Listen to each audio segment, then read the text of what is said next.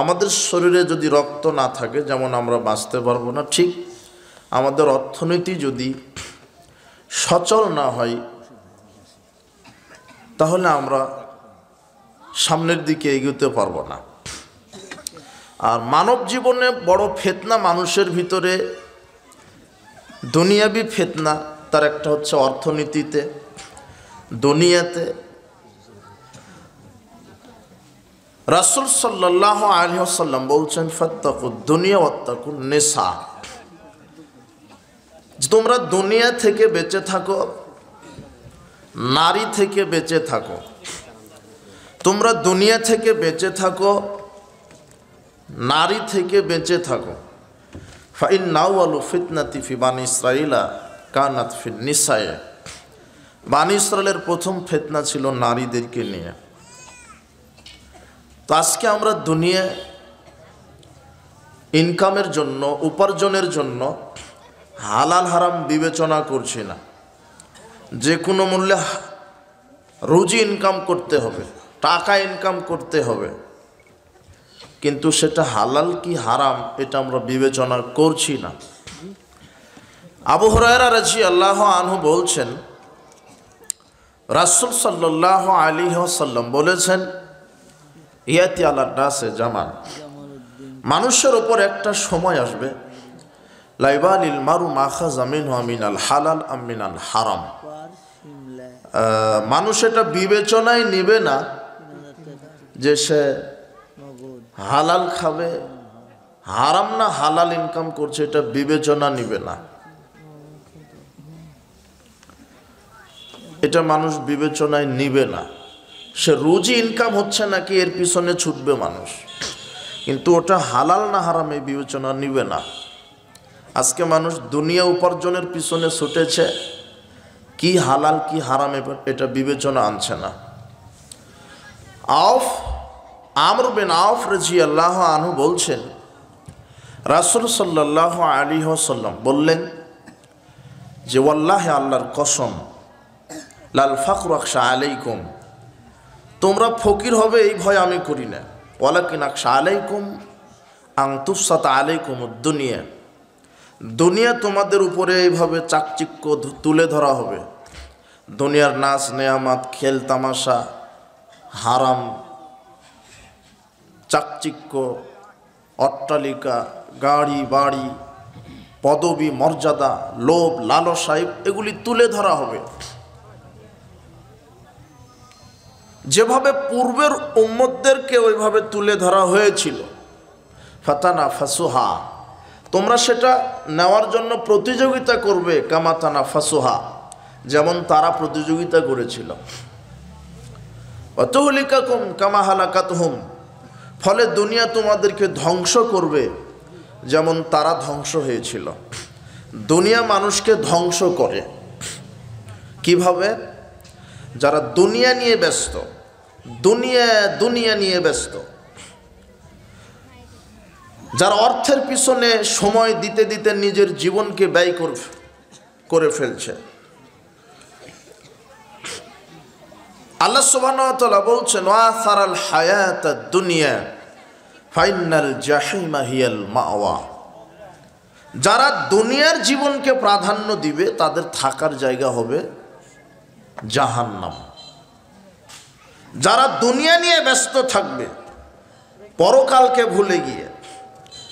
আবু হুরায়রা রাদিয়াল্লাহু আনহু বলছেন, রাসূল সাল্লাল্লাহু আলাইহি ওয়াসাল্লাম বলেছেন, তাইস আব্দুদ দিনার ওয়াদ দিরহাম, টাকা পয়সার পূজারীরা ধ্বংস হোক, ওয়াল কাতিফাত ওয়াল খামিসা, পোশাক বিলাসী এরা ধ্বংস হোক। যারা টাকার পিছনে ছুটছে, অর্থের পিছনে ছুটছে, টাকার পিছনে ছোটা দোষের নয়, অর্থ ইনকাম করা দোষের নয়, তবে অর্থ হতে হবে হালাল, হালাল ইনকাম করা দোষের নয়।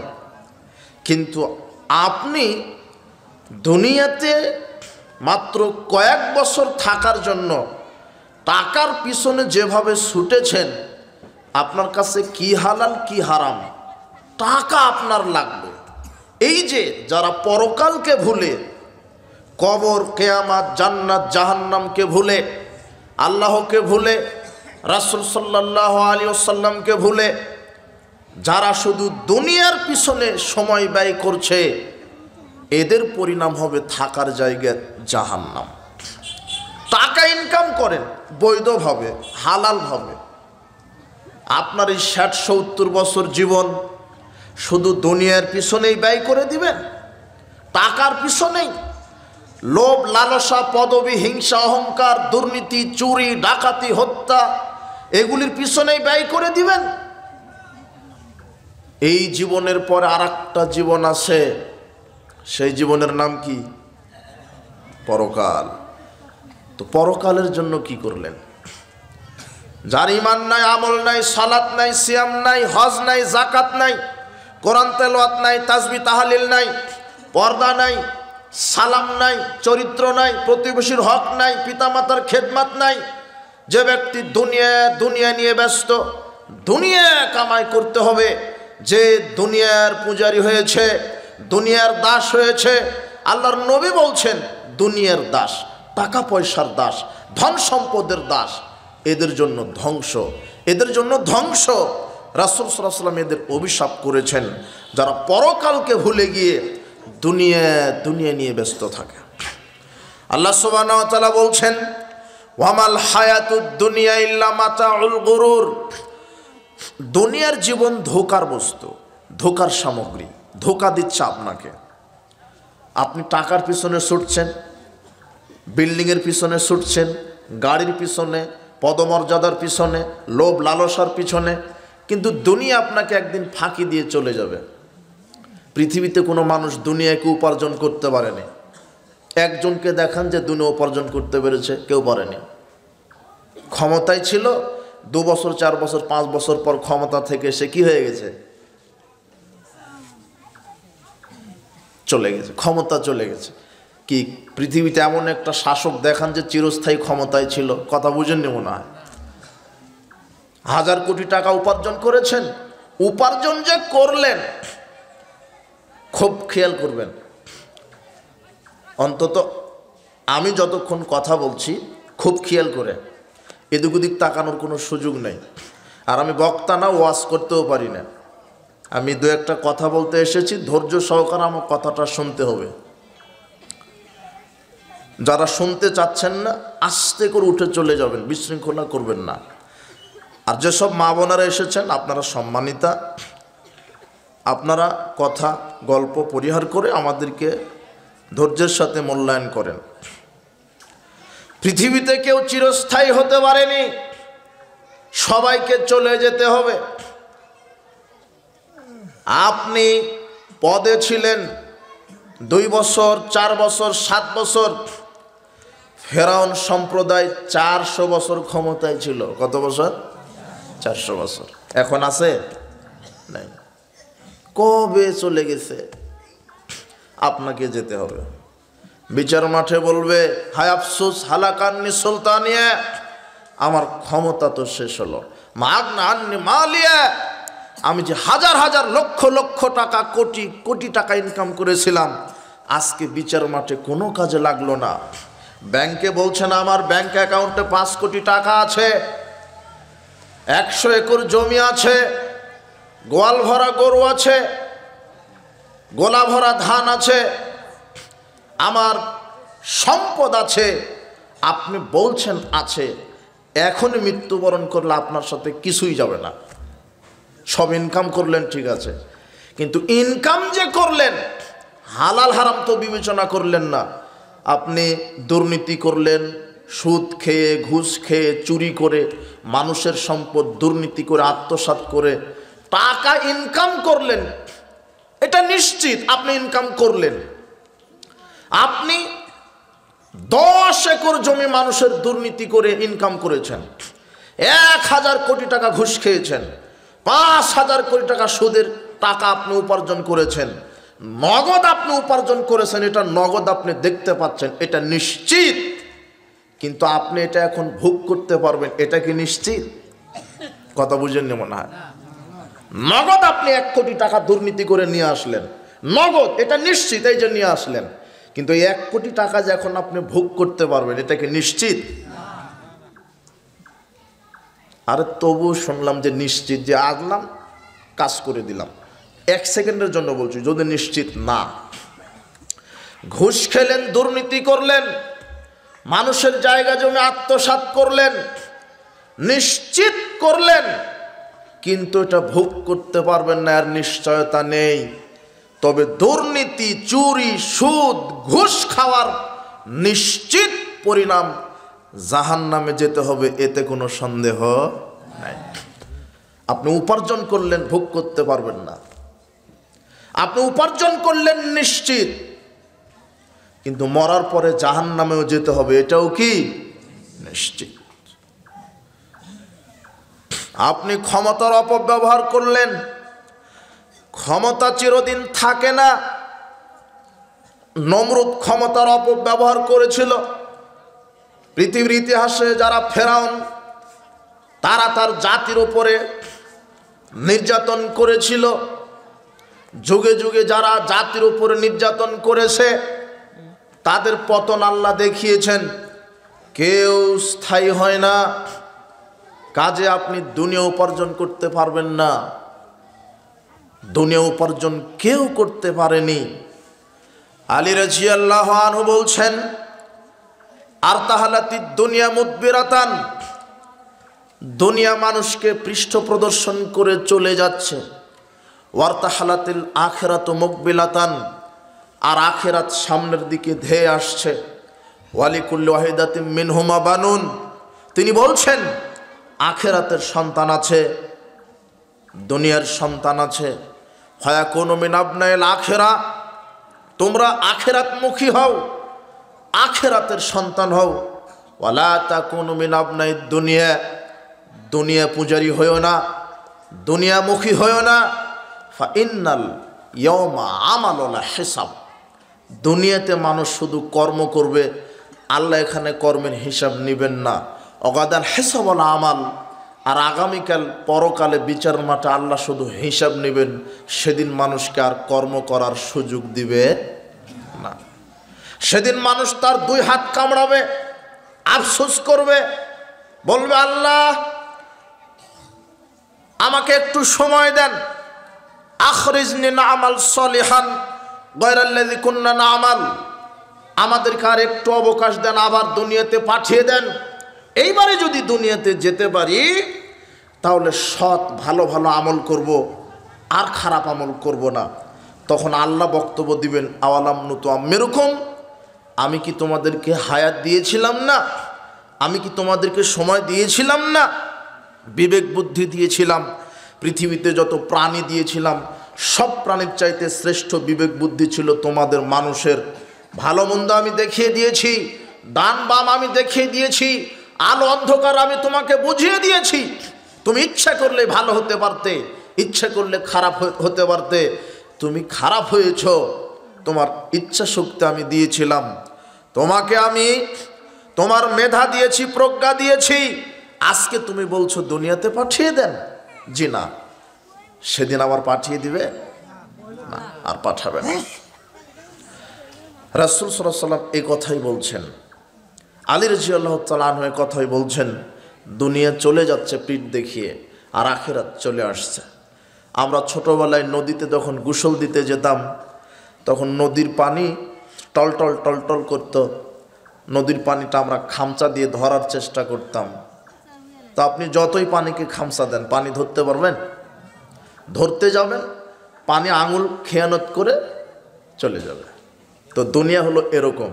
আপনি দুনিয়া ধরতে চাচ্ছেন, আমার ক্ষমতা দরকার, পদবি দরকার, অর্থ দরকার, সম্পদ দরকার, সবই হয়ে গেল, কিন্তু ভোগ করতে পারবেন এর কোনো গ্যারান্টি নেই।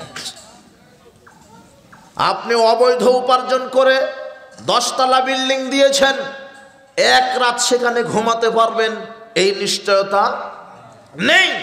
আপনি অবৈধ টাকা দিয়ে গাড়ি কিনেছেন, আপনি একদিন গাড়ি চালাতে পারবেন এই নিশ্চয়তা নেই। আপনি অবৈধভাবে সুদ ঘুষ দুর্নীতির টাকা ইনকাম করেছেন, ওটা আপনি ভোগ করতে পারবেন এই নিশ্চয়তা নেই। তবে হারাম উপার্জনের একটা নিশ্চয়তা আছে, সেটা হলো নগদ জাহান্নাম। এটার নিশ্চয়তা আছে। কথা কি বুঝতে পেরেছেন? আপনি হারাম ইনকাম করলেন, হাজার লক্ষ কোটি টাকা, একর একর জমি জায়গা ক্ষমতা অপব্যবহার করলেন, ঠিক আছে, কিন্তু এগুলি ভোগ করতে পারবেন এর নিশ্চয়তা নেই। কিন্তু হারাম যে ইনকাম করেছেন এই জন্য জাহান্নামে যাবেন, এর নিশ্চয়তা আছে। এই জন্য সাবধান, দুনিয়ামুখী ওইভাবে হবেন না। আপনি পরকালের জন্য দুনিয়া করবেন, অল্পে তুষ্ট থাকবেন, অল্পে তুষ্ট। রাসূল সাল্লাল্লাহু আলাইহি ওয়াসাল্লাম বলছেন, অরদা বিমা কাসামাল্লাহু লাক তাকুন আগনান নাস। দুনিয়াতে যার যা আছে অতটুকু নিয়ে যে সন্তুষ্ট, সে সবচেয়ে ধনী মানুষ, সবচেয়ে ধনী মানুষ সে। আবু হুরায়রা রাদিয়াল্লাহু আনহু বলেন, রাসূল সাল্লাল্লাহু আলাইহি ওয়াসাল্লাম বলেছেন, ইয়াকুলুল আবদি মালি মালি। মানুষ বলে এইটা আমার সম্পদ, এইটা আমার সম্পদ, এইটা আমার সম্পদ, এইটা আমার সম্পদ। ওয়াইন্না মালাহু মিন মালি সালাসুন। মানুষের সম্পদ বলতেই তিনটা। কয়টা? তিনটে।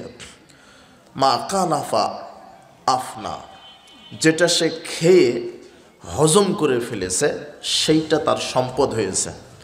আও লাবিসাফা আবলা, যেটা সে পরিধান করে ছিঁড়ে ফেলেছে সেইটা তার সম্পদ হয়েছে।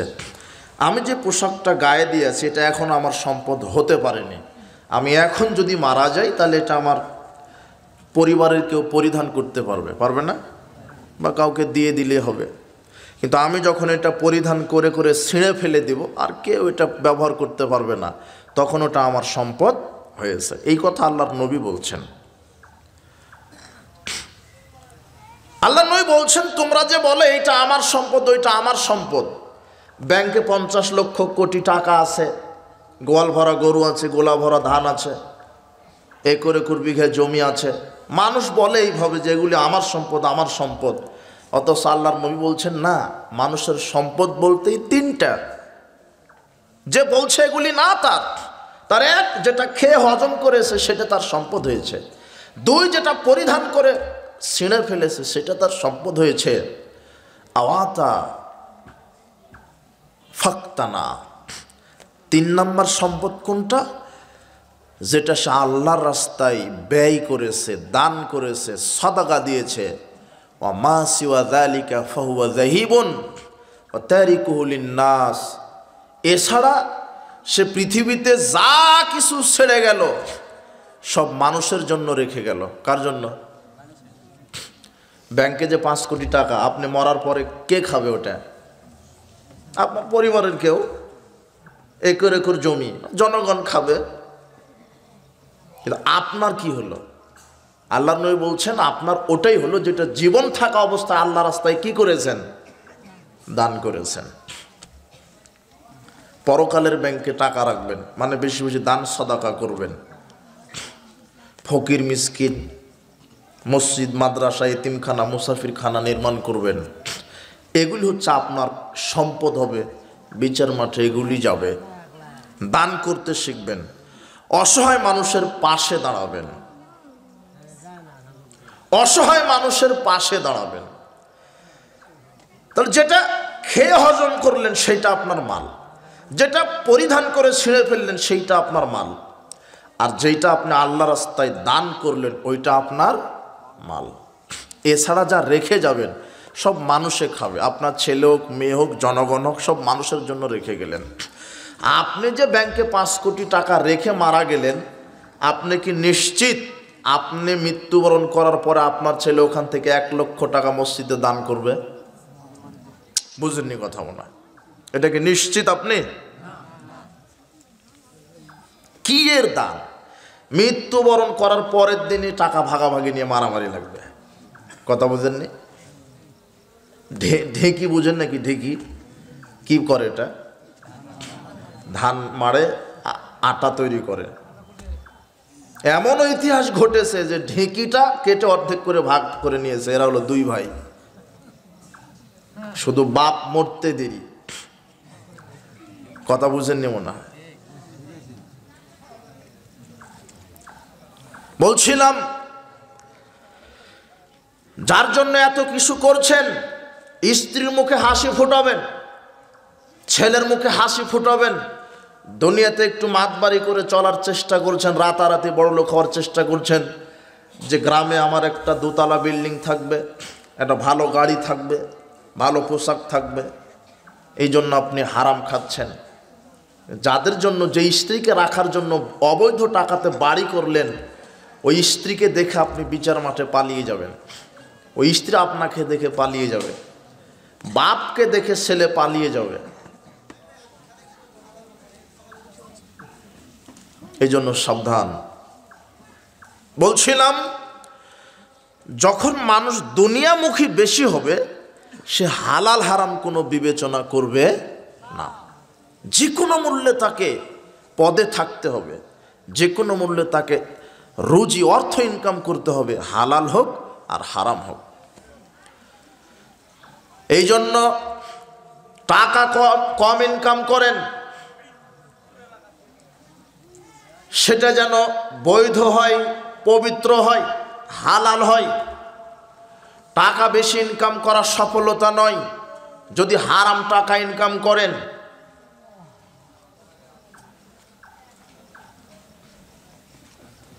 আল্লাহ সুবহানাহু ওয়া তাআলা বলছেন, ইয়া আইয়ুহান নাস কুলু মিম্মা ফিল আরদি হালালান তাইয়্যিবা।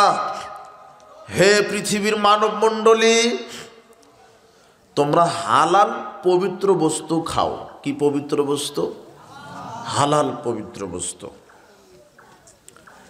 এরপরে আল্লাহ নবী রাসূলগণকে বলছেন হালাল পবিত্র বস্তু খাওয়ার গুরুত্ব।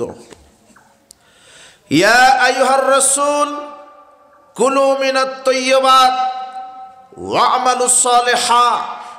হে পৃথিবীর নবী রাসূলগণ, আমল করার পূর্বে পবিত্র বস্তু খাও।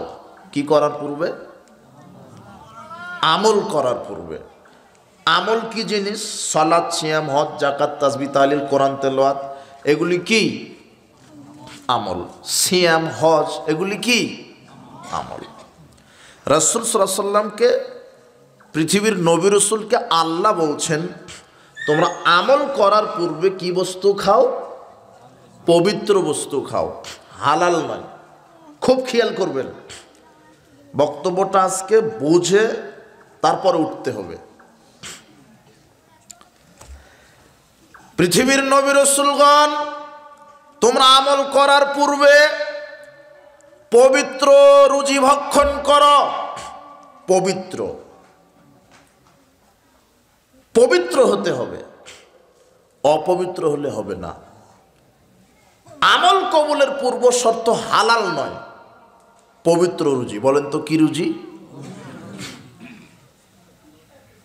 আল্লাহ সুবহানাহু ওয়া তাআলা এরপরে বলছেন পৃথিবীর মানব মণ্ডলী, তোমরা ভক্ষণ করো হালাল পবিত্র। কি পবিত্র? শুধু হালাল বলেননি, যেখানে আল্লাহ পবিত্র শব্দ বলেছেন সেখানে হালালের প্রয়োজন নেই। কেন? যেটা পবিত্র সেটাই হালাল। কথা বুঝেননি মনে হয়। নতুন একটা কথায়, নতুন না আপনার কাছে নতুন, শিখেন। যেই জিনিসটা পবিত্র সেটাই খাওয়া হালাল। কথা বুঝেছেন? আর হালাল হলেই সেটা পবিত্র নাও হতে পারে। হালাল হলেই যে পবিত্র হবে এমন না, কিন্তু পবিত্র হলেই সেটা কি হবে? হালাল হবে। দেখেন, এজন্য আল্লাহ বলছেন পৃথিবীর মানব মণ্ডলী, হালাল পবিত্র রুজি খাও। শুধু হালাল খেতে পারো, হালাল ওটা পবিত্র নাও হতে পারে। কথা বুঝেছেন? এখন হালাল জিনিস অপবিত্র হয় কিভাবে? এটা আবার কেমন কথা? হালাল জিনিস অপবিত্র হয় কি করে? আল্লাহ সুবহানাহু ওয়া তাআলা বলছেন এরপরে, ইয়া আইয়ুহাল্লাযিনা আমানু কুলু মিন তাইয়্যিবাতি মা রাযাকনাকুম। হে পৃথিবীর মুমিন নারী পুরুষ, আমি পৃথিবীতে যত রুজি দিয়েছি এর মধ্য থেকে যেগুলি পবিত্র সেগুলি খাও। আল্লাহ অনেক কিছু দিয়েছেন, এর মধ্যে কিছু হারাম আছে, কিছু হালাল পবিত্র আছে। কথা বুঝেননি? এই যে শুয়োর বলেন আপনারা, তাই না? এটা কি হালাল না হারাম? কিন্তু সৃষ্টি করেছেন কে? এই যে মাদকগুলি মানুষে খায়, মদ কি, গাঁজা, তামাক, এগুলি কে সৃষ্টি করেছেন?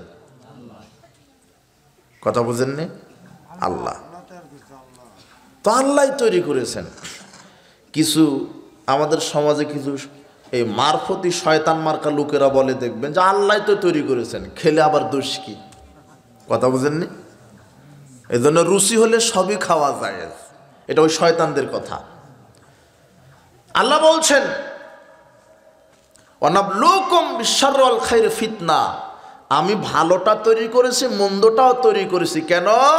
তোমাদেরকে পরীক্ষা করার জন্য। কি করার জন্য? পরীক্ষা।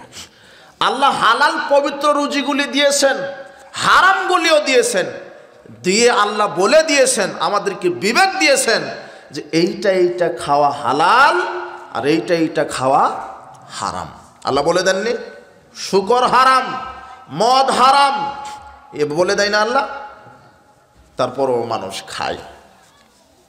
আল্লাহ সৃষ্টি করেছেন সব কিছুর স্রষ্টাকে, ভালোর স্রষ্টাকে, মন্দের স্রষ্টাও কে, কিন্তু ভালো মন্দ উভয় সৃষ্টি করেছেন মানুষকে কি করার জন্য? পরীক্ষা করার জন্য। আল্লাহ দেখতে যাচ্ছেন যে আমাকে মানে কে। আল্লাহ তৈরি করেছেন, বলেছেন এটা খাও আর এটা খেও না। এখন যারা যেটা খেতে বলেছেন খায়, আর যেটা খেতে নিষেধ করেছেন সেটা খায় না, ওরাই হলো আল্লাহর প্রকৃত বান্দা। কথা বুঝতে পেরেছেন? আল্লাহ পরীক্ষা করার জন্য। তো আল্লাহ সুবহানাহু ওয়া তাআলা বলছেন যে আমি পৃথিবীতে যত রুজি দিয়েছি এর মধ্যে ওগুলি খাও যেগুলি কি পবিত্র, যেগুলি কি পবিত্র। কিন্তু পৃথিবীতে এমন বহু হালাল জিনিস আছে যেগুলি মানুষের কর্মের কারণে অপবিত্র হয়ে যায়। দেখবেন কিভাবে অপবিত্র হয়। হালাল জিনিস অপবিত্র হয় কিভাবে? আল্লাহ বলছেন পৃথিবীর মানুষ হালাল পবিত্র রুজি ভক্ষণ করো। হালাল কি পবিত্র, শুধু বলেননি হালাল খাও, তাহলে এত ঝামেলা হতো না। আল্লাহ বলে দিয়েছেন হালাল, কিন্তু ওটা যেন পবিত্র হয়। কি হয়? পবিত্র। এখন হালাল জিনিস অপবিত্র হয় কিভাবে শোনেন। আপনার দোবলহাটি এটা বাজার, তাই না? পাশে তো নওগাঁ, দোবলহাটি, রাজবাড়ি এখানে আছে না? রাজার বাড়ি ছিল, তাই তো? আমি ছোটবেলায় এখানে আসতাম, মাঝে মাঝে আসতাম। আর আমি তো আপনাদেরই সন্তান, অনেকে আমাকে চিনেন কিনা। আমার বাসা তো এই পাশেই, যে মান্দা থানায়, এটা হলো বিষ্ণুপুর ইউনিয়ন। চিনেন না সবাই? ফতেপুর বাজার চিনেন না? হ্যাঁ, ওখানে আমার জন্ম। এখান থেকে মোটামুটি কত বেশি হবে না, 20-25 কিলো হবে, অত হবে না, 20 কিলো ওরকম, 12-14 কিলো বলছেন। ছোটবেলায় এগুলো আসতাম। আর আমি তো নওগাঁ কলেজে পড়াশোনা করেছি, এই রাস্তা দিয়ে অনেক যাওয়া আসা করেছি, এই রাস্তা দিয়ে দোবলহাটি রাজবাড়ির উপর দিয়ে ছাত্র জীবনে। ওদিক দিয়ে যাওয়া আসা, নহাটার মোড় আছে না একটা।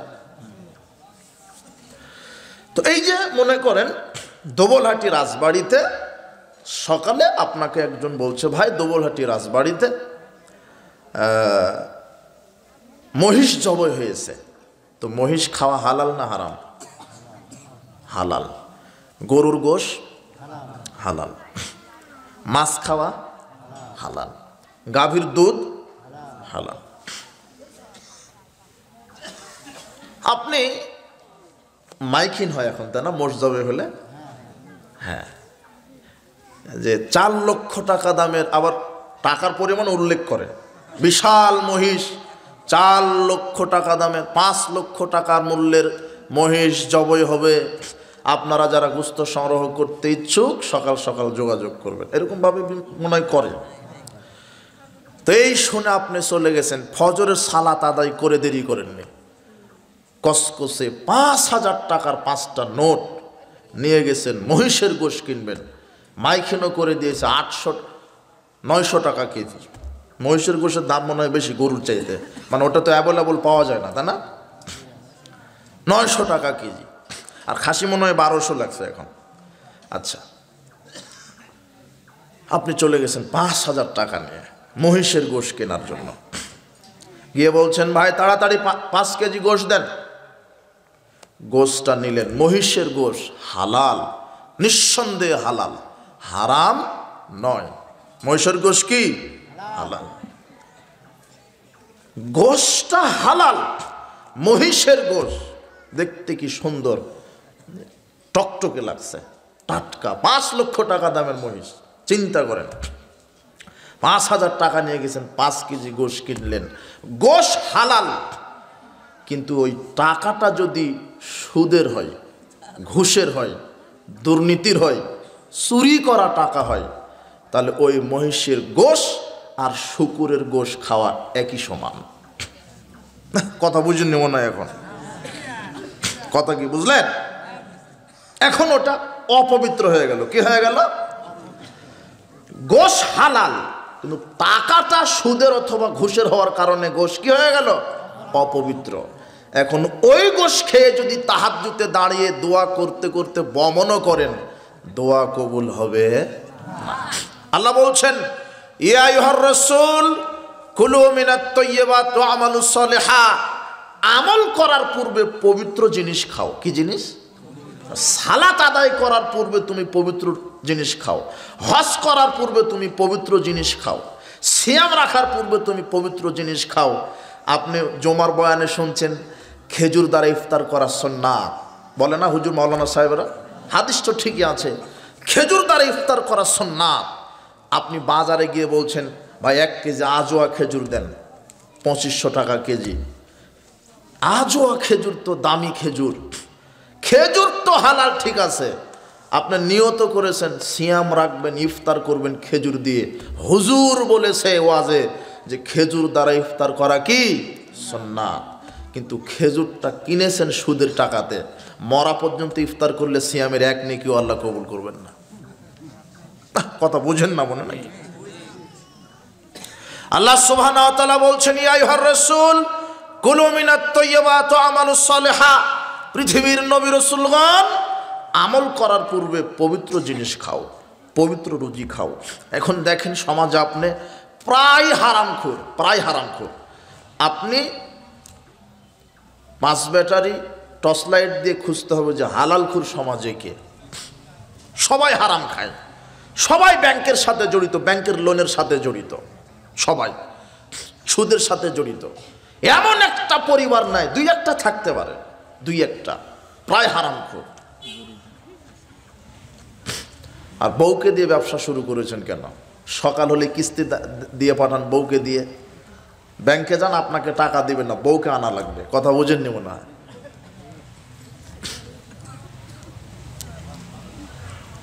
আর এই নওগাঁতে কি এই যে ব্যাংকগুলি আছে এগুলি কি আপনাদের যাকাতের টাকা দেয় নাকি? এরা কিসের টাকা? যাকাতের টাকা দেয় ব্যাংক। পাগলরা। সুদ বুঝেন না তাই না? সুদ বুঝবেন কি করে? সুদের নাম তো শয়তান চেঞ্জ করে দিয়েছে। যারা দাড়ি টুপিওয়ালা ওই যে ওরা বলছে যে মুনাফা, আর যারা একটু বেশি শিক্ষিত ওরা বলছে ইন্টারেস্ট। আল্লাহ সুবহানাহু ওয়া তাআলা বলছেন, ইয়া আইয়ুহাল্লাযিনা আমানু লা তাকুলুর রিবা। পৃথিবীর বিশ্বাসীগণ তোমরা সুদ ভক্ষণ করো না। হাল্লাল্লাহুল বাইআ ওয়া হারামার রিবা। আমি আল্লাহ ব্যবসাকে হালাল করেছি, সুদকে হারাম করেছি। ইয়ামহাকুল্লাহুর রিবা ওয়া ইউরবিস সাদাকাত। আমি সুদকে ধ্বংস করেছি, দানকে বর্ধিত করেছি। সুদ হারাম। আব্দুল্লাহ ইবনে মাসউদ রাদিয়াল্লাহু আনহু বলছেন, রাসূল সাল্লাল্লাহু আলাইহি ওয়াসাল্লাম বলেছেন, ইযা যারা ফি কারিয়াতিন আর রিবা ওয়াজ জিনা। যখন সমাজে 2টা পাপ বেশি প্রকাশ পাবে, যেই এলাকায়, যেই গ্রামে, যেই সমাজে, যেই দেশে 2টা পাপ প্রকাশ পাবে, 1 আর রিবা সুদের পাপ, 2 জিনা জিনা বা বিচার। 2টা পাপের সাথে যারা জড়িত থাকবে, আল্লাহর নবী বলছেন জাহরাল ফাকর আল মাসকানা, তারা আজ হোক আর কাল হোক ভিক্ষা করে খাবেই, দরিদ্র হবেই। এই কথা মুহাম্মদ সাল্লাল্লাহু আলাইহি ওয়াসাল্লাম বলছেন। যারা সুদের সাথে জড়িত আছে তারা আজ হোক আর কাল হোক কী করে খাবে? ভিক্ষা করে খাবে। এ কথা আল্লাহ বলছেন, এই কথা মুহাম্মদ সাল্লাল্লাহু আলাইহি ওয়াসাল্লাম বলছেন। আপনি না হলে আপনার ছেলে, না হলে তার বংশের কেউ ভিক্ষুক হবেই, দরিদ্র হবেই, ভিক্ষুক হবেই, দরিদ্র হবেই। এটা সুদের দুনিয়াবি পরিণতি। জাবের রাদিয়াল্লাহু আনহু বলেন, লানা রাসূলুল্লাহ সাল্লাল্লাহু আলাইহি ওয়াসাল্লাম আকিলার রিবা ওয়া মুকিলাহু ওয়া কাতাবাহু ওয়া শাহিদাহু ওয়া ক্বালাহুম সাওয়া। রাসূল সাল্লাল্লাহু আলাইহি ওয়াসাল্লাম অভিশাপ করেছেন সুদ যে খায়, সুদ যে প্রদান করে, সুদের যে লেখক, সুদী দুইজন সাক্ষীদাতা, এরা সমান অপরাধী। অপরাধ কি? দিরহামু রিবা ইয়াকুলহু রাজুল ওয়া হিয়া আলামা সাদ্দু মিন সিত্তাতি সালাসিনা জিনিয়াতান। কোনো পুরুষ ব্যক্তি যদি জেনে শুনে 1 টাকা সুদের সাথে জড়িত থাকে, 1 টাকা সুদ খায়, তাহলে 36 বার জেনা করলে যত পাপ হবে, 1 টাকা সুদ খেলে তার চাইতে বেশি পাপ হবে। আর রিবা ও সাবনা জুজান, সুদের পাপের 70টি স্তর আছে। আইসারুহা ইয়ানকারাজুল উম্মাহু, সবচেয়ে ছোট পাপ হলো সুদের মায়ের সাথে জেনা করা। কার সাথে? মায়ের সাথে। সুদ হারাম, সুদি লেনদেন কাট করতে হবে। সুদের পরিণাম জাহান্নাম, সুদের পরিণাম জাহান্নাম। সুদ হারাম। ব্যাংকের লোন হারাম, সুদি অর্থনীতি হারাম। অভিশাপ করেছেন যে সুদ খায়, প্রদান করে লেখক, সাক্ষীদাতা, সুদি ব্যাংকের চাকরিজীবী যারা, মাঠ কর্মী যারা, সুদি ব্যাংকের ঝাড়ুদার যারা, এরা সবাই হারামখোর। কি ঘুর? আপনি বলছেন না আমার ছেলেটা ব্যাংকে চাকরি করে, গর্ব করে বলছে বাপ, অথচ ব্যাংকে চাকরি করা চাইতে ভিক্ষা করে খাওয়া ভালো। কি করে খাওয়া ভালো? বেটা তুই ব্যাগ নিয়ে বের হতো, আজকে থেকে ভিক্ষা করবি, আর ব্যাংকের চাকরি করার দরকার নাই। ভিক্ষা করে যদি মাসে 10,000 টাকা ইনকাম হয়, ওই 10,000 দিয়ে পুঁটি মাছ কিনে খেয়ে যদি আল্লাহর কাছে দোয়া করেন, দোয়া কবুল হবে। আর ব্যাংকে চাকরি করে ওই টাকা বেতন উঠিয়ে গরুর গোশত কিনে দোয়া করলে দোয়া কবুল হবে না। ব্যাংকে চাকরি করা হারাম। শুধু চাকরি করা হারাম কেন, ব্যাংকে যারা চাকরি করছে এদেরকে ঘর ভাড়া দেওয়াও হারাম। ওকে ঘর ভাড়া দিতে পারবেন না। এ কথা আল্লাহ বলছেন। ঘর ভাড়া দেওয়া হারাম, এই কথা কে বলছেন? কোথায়? আল্লাহ বলছেন ওয়ালা তাআওয়ানু আলাল ইসমি ওয়াল উদওয়ান। পৃথিবীর মানুষ, তোমরা পাপের কাজে সহযোগিতা করো না। কোন কাজে? তো সুদ খাওয়া কি নেকি? 1 টাকা সুদ খেলে কত নেকি হয়? সুদ খাওয়া কি পাপ না নেকি? তো ব্যাংকে যে চাকরি করছে ও সুদকে সহযোগিতা করছে না, পাপকে সহযোগিতা করছে না? আর ওকে যে আপনি আশ্রয় দিলেন, তা আপনিও তো ওকে সহযোগিতা করলেন। কথা বুঝেননি মনে হয়। এখন বলেন যে ওকে ঘর ভাড়া দেওয়া জায়েজ না হারাম? আপনার ঠ্যাঙ্গা মারা বা কি আশা ব্র্যাক আরও কি আছে, এনজিও আছে না, যদি এসে বলে যে আপনার এই এলাকায় একটু টিনের ছাউনি দিয়ে একটা অফিস করব সুদের, ওখানে যদি একটা বাঁশ আপনি দান করেন, তো আপনিও হারামখোর। না, কথা বুঝেননি মনে হয়। আর সমান অপরাধী, এর নাম সুদ। সুদ খেলে কবরের শাস্তি হয়। আল্লাহ নবী বলছেন, আমাকে জিবরাইল আর মিকাইল 2 বাহু ধরে টেনে নিয়ে গেল। ঘুমের আমি স্বপ্নে দেখছি তারা নিয়ে যাচ্ছে আমাকে। রাস্তায় অনেক দৃশ্য দেখলাম, কারো মাথা ফাটানো হচ্ছে, কারো গাল চিরে দেওয়া হচ্ছে, কাউকে আগুনের চুলাতে জ্বালিয়ে দেওয়া হচ্ছে, কাউকে আবার রক্তের নদীতে চুবানো হচ্ছে। তো আমি বললাম যে ওই যে লোকটা রক্তের নদীতে যাকে চুবানো হচ্ছে, রক্তের নদীতে যে দাঁড়িয়ে আছে, ওর কি অপরাধ? তখন ফেরেশতাদ্বয় বলছেন আকিল রিবা, ওরা হলো সুদ খেত। কি খেত? সুদখোর। সুদ খেলে কবরের শাস্তি হয়। আর আল্লাহ বলছেন কোরআন মাজিদের আয়াত, বিচার মাঠে সুদখোরেরা কবর থেকে উঠে বিচার মাঠে যাবে জিনে ধরা রোগীর মতো। মৃগী রোগী বুঝেন কি? মৃগী রোগ যখন এটা ধরে মাটিতে গড়াগড়ি দিতে দিতে কি হয়ে যায়, ওই যে পানিতে পড়ে মরে যায়, এরকম হয় না? ও জানে না যে এটা পানি আর এটা ভালো জায়গা। তো সুদখোরের পরিণতি বিচার মাঠে ওরকম হবে, ওদের স্বাভাবিক কোনো সেন্স থাকবে না, মনে হবে যে জিনে ধরা রোগীর মতো লাফাতে লাফাতে জাহান্নামে পড়ে একাই জাহান্নামে পড়ে যাবে। এটা হলো সুদখোরের পরিণাম। আর আপনি দেখেন প্রায় সুদের সাথে জড়িত, ব্যাংকের লোনের সাথে জড়িত, মাস্টার নাই, ডাক্তার নাই, চাকরিজীবী নাই, বেচাকরিজীবী নাই, সবাই ব্যাংকের লোন নিয়ে বাড়ি করেছে, ব্যাংক থেকে লোন নিয়ে গাড়ি করেছে, ব্যাংক থেকে লোন নিয়ে মুদির দোকান দিয়েছে, ব্যাংক থেকে লোন নিয়ে চাউলের দোকান দিয়েছে, ব্যাংক থেকে লোন নিয়ে মোটরসাইকেলের শোরুম দিয়েছে, ব্যাংক থেকে লোনের টাকা দিয়ে জুতার শোরুম দিয়েছে, ব্যাংক থেকে লোনের টাকা দিয়ে অটো রিক্সা কিনেছে। এখন আবার শুনছি ব্যাংক থেকে লোন নিয়ে পানেরও দোকান দেয়। কথা বুঝেননি মনে হয়? হারাম। তো বলবেন যে সবাই যে সুদের সাথে জড়িত, তাহলে কি? তো সবাই সুদ খায় বলে সুদ জায়েজ হয়ে গেল, তাই না? আপনার এই এলাকায় কতজন নামাজি? 80% নামাজ পড়ে, তাই না? 5%। তাহলে বেশি জন সালাত আদায় করে না, কাজেই সালাত আদায় করার দরকার নাই। যেহেতু সবাই সুদ খায় সেহেতু সুদ খাওয়া জায়েজ, তাই না? যেহেতু সবাই নামাজ পড়েন সেজন্য নামাজ পড়ার দরকার। এরকমই তো হচ্ছে মনে হয় ঘটনা। এই শিক্ষিত নামের কিছু কুলাঙ্গার জানোয়ার আছে, এরা বলে সরকারিভাবে তো সুদ প্রতিষ্ঠা রেখেছে, আমরা কি করব? আরে তুই ভিক্ষা কর, তুই ব্যাংকের সাথে জড়িয়ে আছিস কেন? এরা হলো শিক্ষিত জানোয়ার। সরকার আপনাকে সুদ খেতে বাধ্য করেছে? এই বলেন, আপনার বউকে ল্যাংটা করে ঘোরাতে সরকার বলেছে? সরকারের দোষ দেন কেন? আপনার বউকে আপনি ঠিক করেন, আপনি ভিক্ষা করবেন, ব্যাংকের লোন নিলেন কেন? ব্যাংকের লোনের চাইতে ভিক্ষা করে খাওয়া কি উত্তম? ব্যাংকে চাকরি করার চাইতে ভিক্ষা করে খাওয়া কি উত্তম?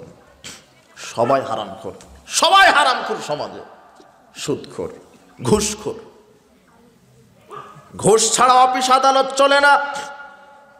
মানুষের সেবার নামে দুর্নীতিবাজেরা, এই চুরেরা, ঘুষখোরেরা অফিস আদালতে বসে বসে ঘুষ খায়।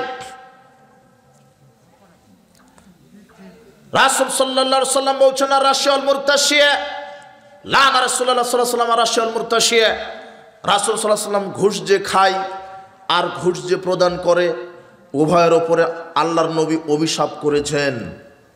এমন একটা অফিস আদালত, কোর্ট কাচারি নাই যেখানে ঘুষ নাই। আর সুদের ব্যাপারে একটা আলোচনা করতে ওখানে ছাড়া পড়লো, যেহেতু আমার এলাকা, আমি এটা ভালো করে জানি। এলাকাতে জমি কটের ব্যবসা আছে, তাই না? কট বুঝেন? কট। আমি আপনার 1 বিঘে জমি নিলাম 2 লক্ষ টাকা দিয়ে। যতদিন আপনি আমাকে টাকা ফেরত না দিবেন ততদিন আমি জমিটা কি করব? চাষ করে খাবো। এটা নয় কি? এটা হলো অরিজিনাল সুদ, হারাম। ওই জমিতে ফসল ফলিয়ে ওই ফসল খেয়ে দোয়া করলে দোয়া কবুল হবে না। কথা বুঝেননি মনে হয় আমার? জি, কি ভিক্ষা করে?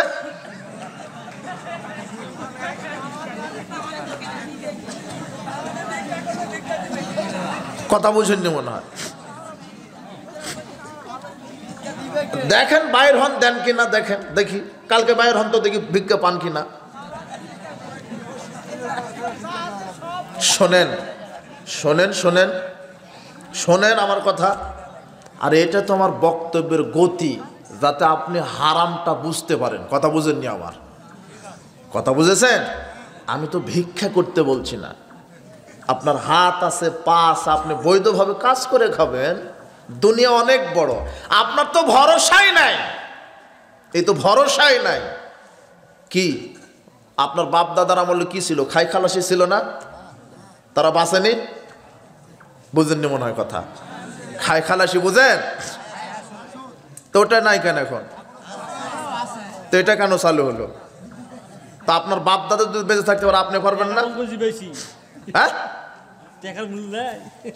হ্যাঁ, ওই তো ঠিক আছে। ওই যে টাকার পিছনেই তো ছুটেছেন আপনি।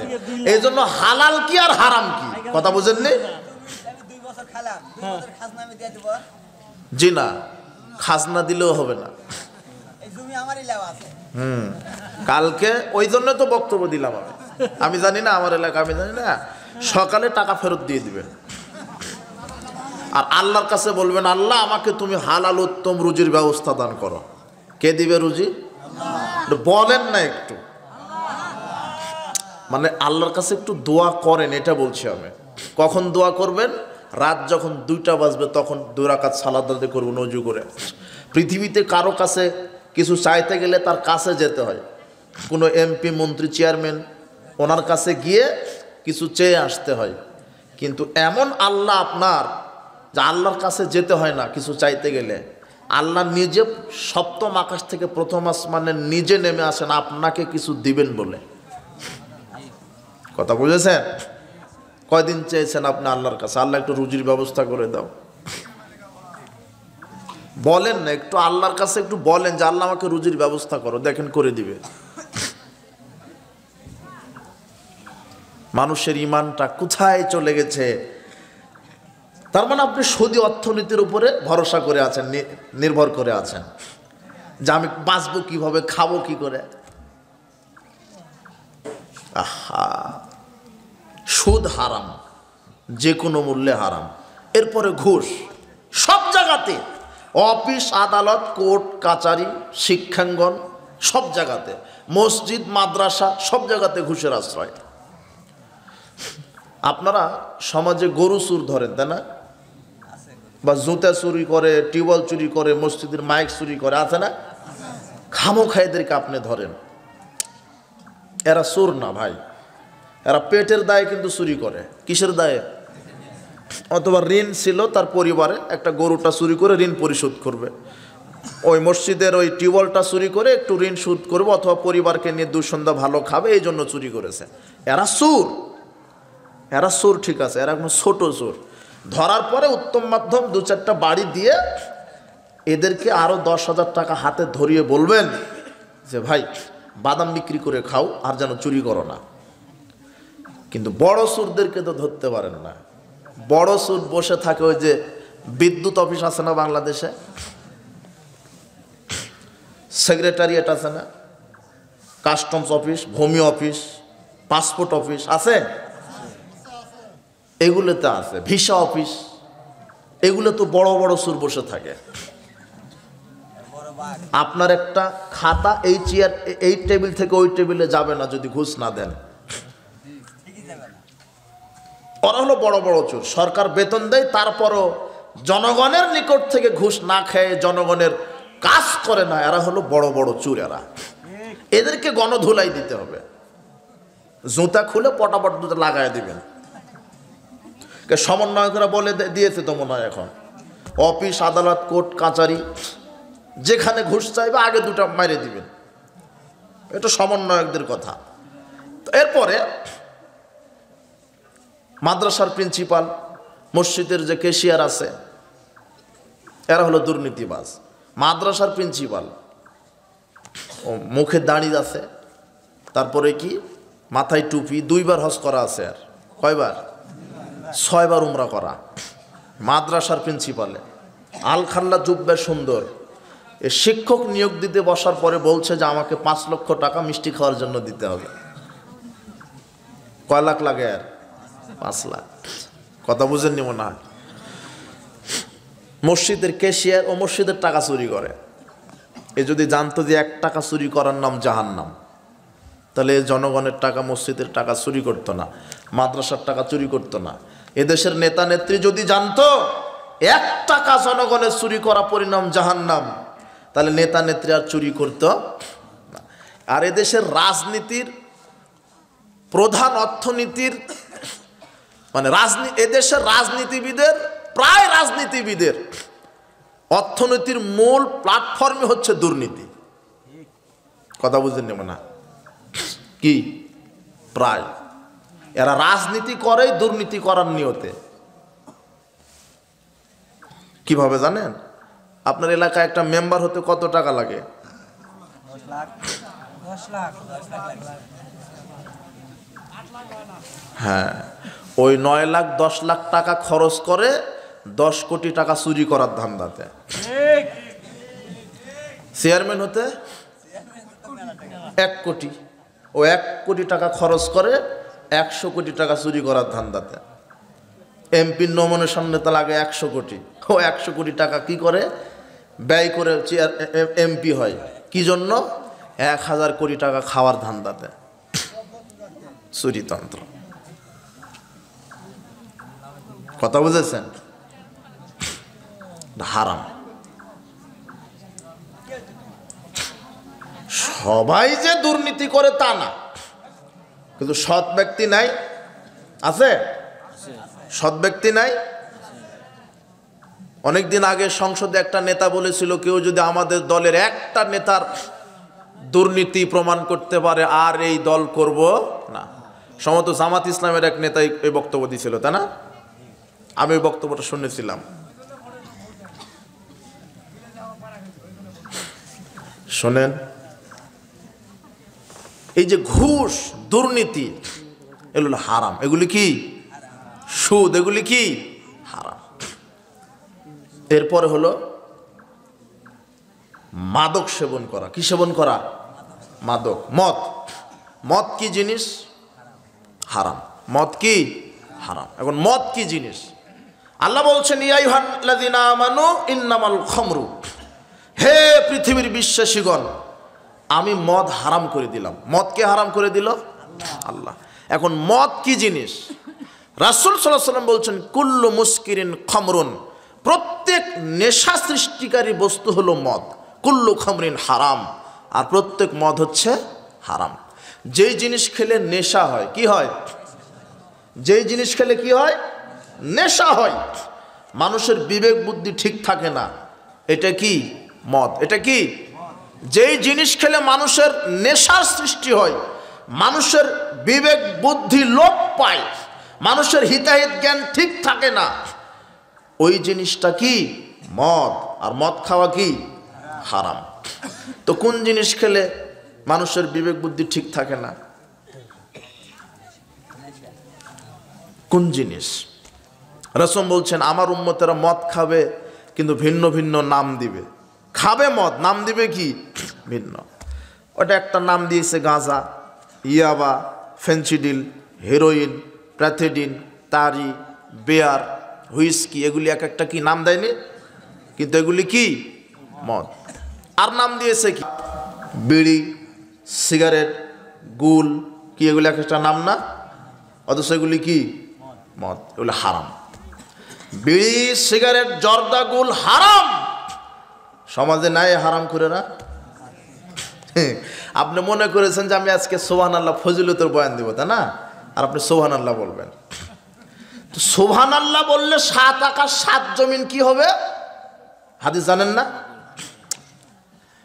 রাসূল বলছেন, মান ক্বালা সুবহানাল্লাহি ওয়াল হামদুলিল্লাহ তামলানে মা বাইনাস সামাওয়াতি ওয়াল আরদ, কেউ যদি একবার বলে সুবহানাল্লাহি ওয়াল হামদুলিল্লাহ, তাহলে আকাশ জমিনের মাঝখানের এই ফাঁকা জায়গা আল্লাহ নেকিতে পরিপূর্ণ করে দিবেন।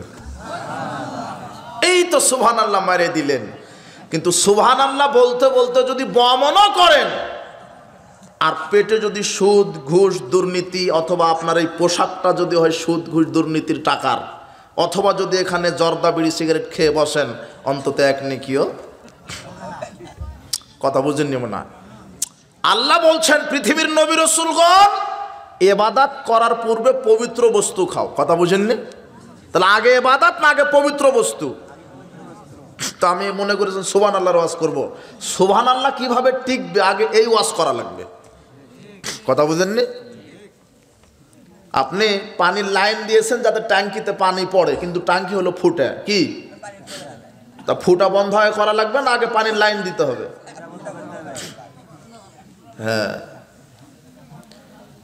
রাসূল সাল্লাল্লাহু আলাইহি ওয়াসাল্লাম বলছেন, মান শারাবাল খামরা ওয়াস সাকিরা লাম তুকবাল লাহু সালাতুন 40 সাবাহান, যে ব্যক্তি একবার বিড়ি, সিগারেট, জর্দা, গুল, মাদক, যে ব্যক্তি একবার মাদক মুখে দিবে, তার 40 দিনের কোনো ইবাদত কবুল হবে না। এটা আল্লাহর নবী বলছেন। 40 দিন আল্লাহ তার উপর অসন্তুষ্ট থাকবেন। এই জন্য বিড়ি, সিগারেট, জর্দা, গুল, ইয়াবা, গাঁজা, ফেন্সিডিল এগুলি হারাম, এগুলি মদ, এগুলি হারাম। এগুলি খেলে নেশা হয়। আপনি বলবেন কি ব্যাপার? আপনি যে বললেন যেটা খেলে নেশা হয়, তো আমি তো জর্দা খাই, কই নেশা হয় না তো, আমি তো সিগারেট খাই, কই কোনোদিন তো পাগলামি করলাম না। কিন্তু রাসূল সাল্লাল্লাহু আলাইহি ওয়াসাল্লাম কি বলছেন, মা আসকারা কাসিরুহু ফাকালিলুহু হারাম। যেই জিনিসটা বেশি পরিমাণ খেলে বিবেকের ক্ষতি হবে, যেই জিনিসটা মানুষ বেশি পরিমাণ খেলে পাগলামি করে, তার একটা কণা দানা অল্প পরিমাণ খাওয়াটাও হারাম। যেটা বেশি খেলে মানুষের নেশা হয়, তার অল্প খাওয়াটা কি? এখন আপনি খাচ্ছেন পানের সাথে 1 গ্রাম জর্দা, আপনাকেই যদি 250 গ্রাম জর্দা খাইয়ে দেন, খাওয়ানো হয়, তাহলে আপনি তো বাড়িতে বউকে মা ডাকবেন গিয়ে, খান একটু, খান না 250 গ্রাম জর্দা খান দেখি। অথবা আপনি 1 গ্রাম খাচ্ছেন, 2-3 গ্রাম জর্দা আপনার ছেলেকে খাওয়ায় দেখান, ছোট বাচ্চা, ও পাগলামি করবে। বুঝেননি কথা? তাহলে জর্দা বেশি খেলে পাগলামি হয়। রাসূল বলছেন যেটা বেশি খেলে মানুষ পাগলামি করে, তার অল্প খাওয়াটা কি? তার মানে জর্দা খাওয়া কি? হারাম। কোরআন হাদিসে তো আল্লাহ নাম নেবেন না যে জর্দা, বিড়ি, সিগারেট এগুলি হারাম। এগুলো নাম নেবেন কেন? আল্লাহ বলেছেন মদ হারাম।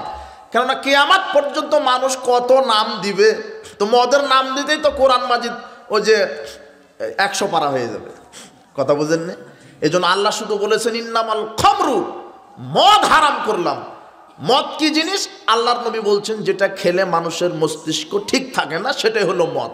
এখন কিয়ামত পর্যন্ত আপনি যা আবিষ্কার করেন কোনো আপত্তি নাই, কিন্তু যেটা খেলে নেশা হবে ওটাই কি? মদ। ওটাই এখন বিড়ি হয়েছে, সিগারেট হয়েছে, জর্দা হয়েছে, গুল হয়েছে, এগুলো মদ। সমাজে খায় না এগুলি নাই? বিড়ি খুর, সিগারেট খুর, জর্দা খুর আছে প্রায় প্রায় প্রায়। এগুলো অপবিত্র খাবার, এগুলি অপবিত্র খাবার, এগুলি এমন অরুচিকর কুরুচি সম্পন্ন খাবার, এগুলি মাদক, এগুলি নেশাদার দ্রব্য।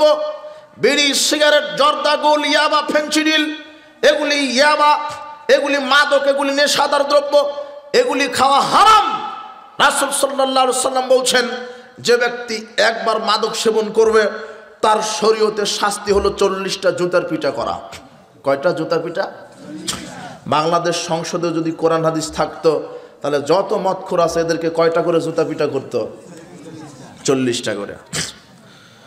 আর কোনোদিন ভেবে দেখেছেন সমাজে এই যে অরুচিকর অপবিত্র খাবার খায় মানুষ, মানুষ ছাড়া দ্বিতীয় কোনো প্রাণী খায় না এই জিনিসগুলা? খায়। গতকালকে সাতক্ষীরা থেকে আসলাম, সাতক্ষীরা ওই কুষ্টিয়ার উপর দিয়ে, ঝিনাইদহ কুষ্টিয়ার উপর দিয়ে যাওয়ার সময় দেখেছি আসার সময় একর একর জমিতে তামাক চাষ হয়েছে। কি? আজ থেকে অনেক বছর আগে আমি প্রায় বক্তব্যে এই ঘটনা বলি, অন্তত একটা বিষয়ে মানুষ হেদায়েত হোক, আল্লাহ হেদায়েত দান করো, এই জন্য আমি বারবার এই কথাটা বলি। যত যুবকেরা আছেন, মুরব্বী আছেন, আজকে তওবা করে উঠবেন, কোনোদিন বিড়ি, সিগারেট, জর্দাগুল মুখে দিবেন না ইনশাআল্লাহ। এই যে তামাক, তামাক চাষ হয়, তামাক একটা উদ্ভিদ, একটা ফসল তামাক। এই তামাক পাতা থেকে জর্দা তৈরি হয়। কোথা থেকে? এইদিকে লক্ষ্য করেন, এইদিকে লক্ষ্য করেন। তামাক পাতা থেকে কি তৈরি হয়? এই জর্দা। এই বিড়ির মশলা, সিগারেটের মশলা কোথায় থেকে তৈরি হয়? এই তামাক পাতা থেকে। আর এই তামাকের ভিতরে নেশা আছে। একর একর জমিতে তারা চাষ করেছে, কিন্তু আশ্চর্য একটা ফসল, এমন অরুচি করুচি সম্পূর্ণ খাবার এটা। ওরা তামাক চাষ করেছে কি? আমরা এই যে নগর মানুষ পটল, বেগুন, সবজি চাষ করলে বেড়া দিই না? বেড়া, বেড়া বুঝেন তো? এই যে কি দিয়েছেন, ঘেরাও দিয়েছেন, বাঁশ দিয়ে হোক, নেট দিয়ে হোক। কেন বেড়া দেন? গরু ছাগল যেন না খায়। কিন্তু ওদেরকে গিয়ে জিজ্ঞাসা করবেন যে ভাই আপনারা যে তামাক চাষ করেছেন বেড়া দেননি কেন? ওরা সুন্দর করে তাফসির করে দিবে। ওরা বলবে যে না, বেড়া দেওয়ার কোনো প্রয়োজন হয় না, এটা ছাগলে খায় না, এটা গরুয়ে খায় না, বানরে খায় না, কুকুরে খায় না, শুয়োরেও খায় না। কে খায়?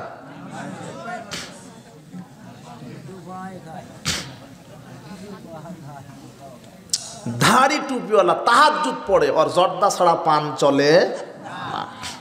মসজিদের ইমাম জর্দা খায় আর বলে মাকরুহ।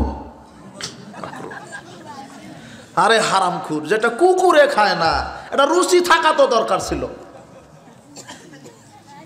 কোন পাগলকে দেখেছেন একটা ডিম, এক গ্লাস দুধ, এক কাপ কফি নিয়ে টয়লেটের ভিতরে ঢুকেছে? কাউকে দেখেছেন? কি টয়লেটে নিয়ে ঢুকে?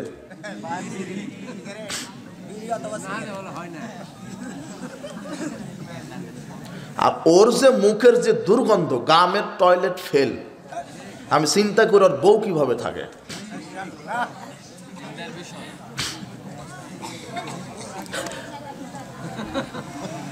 আমার বক্তব্য নিতে পারবেন না আপনি, আমার বক্তব্য নিতে পারবেন না। আর আমি ওরকম বক্তব্য দিও না যে মানুষ যেরকম ওয়াজ হবে সেইভাবে ওয়াজ করে চলে যাবো, এরকম বক্তব্য আমি দিই না। বক্তব্য দিব তো একটু চিড়ে লবণ লাগতে হবে, এরকম বক্তব্য দিতে হবে। কথা বুঝেছেন? মনে করে যে সুবহানাল্লাহর ওয়াজ করবে, ছোট মানুষ এসে একটু সুবহানাল্লাহর বয়ান দিবে, তা আপনার সুবহানাল্লাহ আগে টিকাতে হবে তো। কথা বুঝেননি? বিড়ি সিগারেট জর্দাগুল হারাম। আর এরা আসলে পাগল, এই যারা। আর সমাজে যার যত ডিগ্রি বেশি, তার গাঁজার পাওয়ার তত বেশি। আপনার এই দুবলহাটি না, এটা এলাকার নাম কি? এটা এই চক্কালি দাস। আপনি আগামীকাল সকালে খবর নেন যে ভ্যান চালিয়ে খায়, সর্বোচ্চ মায়া, নাসির অথবা আকিস কোম্পানির বিড়ি খায় সর্বোচ্চ। কিন্তু খবর নেন যে মাস গেলে 30 থেকে 40,000 টাকা বেতন পায়। এ বলছে কি এর নাসির বিড়ি, লাগা ব্যঞ্জন সুইচ। কথা বুঝেননি মনে হয়? ওর বেতন বেশি যে। কথা বুঝেননি? আর যার যত ডিগ্রি বেশি, তার গাঁজার পর তত বেশি। 5 পাস যে করেছে ওই সে বিড়ি সিগারেট খায়, অশিক্ষিত। আর যে বিসিএস ক্যাডার, সচিব, ইঞ্জিনিয়ার, যে মাস্টার, যে ডাক্তার, এরা কি খায়? মাঝে মাঝে বাংলা ইংরেজিও খায়। কথা বুঝেননি? হারাম, এগুলি হারাম। এই হারাম থেকে তওবা করো। মাদক সেবন করা হারাম। যেই বস্তুগুলি নেশার সৃষ্টি করে সেগুলি মদ। এটা শিক্ষিত লোক। আর কি দিয়ে একে বুঝাবেন? এই যুবক, শোনো এদিকে, এদিকে দেখো, শোনো। আপনাকে বলি, যুবককে না। এই যে আপনার একটা বাচ্চা হয়েছে, আপনার স্ত্রীর বুকে দুধ পায় না, তো ডাক্তার বলে দিয়েছে যে একে ল্যাকটোজেন খাওয়াবেন, বা ড্যানো, বা বিভিন্ন যে দুধের প্যাকেট নেই আছে, দোকানে গিয়ে বলছেন যে আমাকে 1 প্যাকেট দুধ দেন। আর আত্মীয় স্বজন এসেছে, আপনি বলেছেন যে 1 প্যাকেট বিস্কিট দেন, ভালো কোম্পানির বিস্কিট। দুধ নিলেন, দুধের প্যাকেট, বিস্কিটের প্যাকেট। কিন্তু প্যাকেটটা, দুধের প্যাকেট হাতে নেওয়ার পরে দুধের প্যাকেটে লেখা আছে দুধ পান বিষ পান, দুধ পান করা ক্যান্সারের কারণ। তাহলে কি করবেন? দোকানদারকে সালাম দিবেন, তা না? বুঝেন নি মনে? সালাম দিবেন না? লাঠি কোথায় আছে একটু দেখবেন। লাঠি দেখবেন কেন? যে তুমি বেটা কিসের দুধ বিক্রি করো যে দুধের প্যাকেটে লেখা আছে দুধ পান বিষ পান, আর দুধ পান করলে ক্যান্সারের কারণ, ওটা কিনবেন আপনি? বিস্কিটটা নিয়েছেন, বিস্কিটে লেখা আছে এই বিস্কিট খেলে ক্যান্সার হবে, কিনবেন? কিন্তু এই হারামখোরেরা এত বলদের বলদ যে সিগারেটটা কিনছে, ওই সিগারেটের প্যাকেটে লেখা আছে ধূমপান ক্যান্সারের কারণ। ওই কথা তো লেখা নাই, সিগারেটের প্যাকেটে লেখা আছে।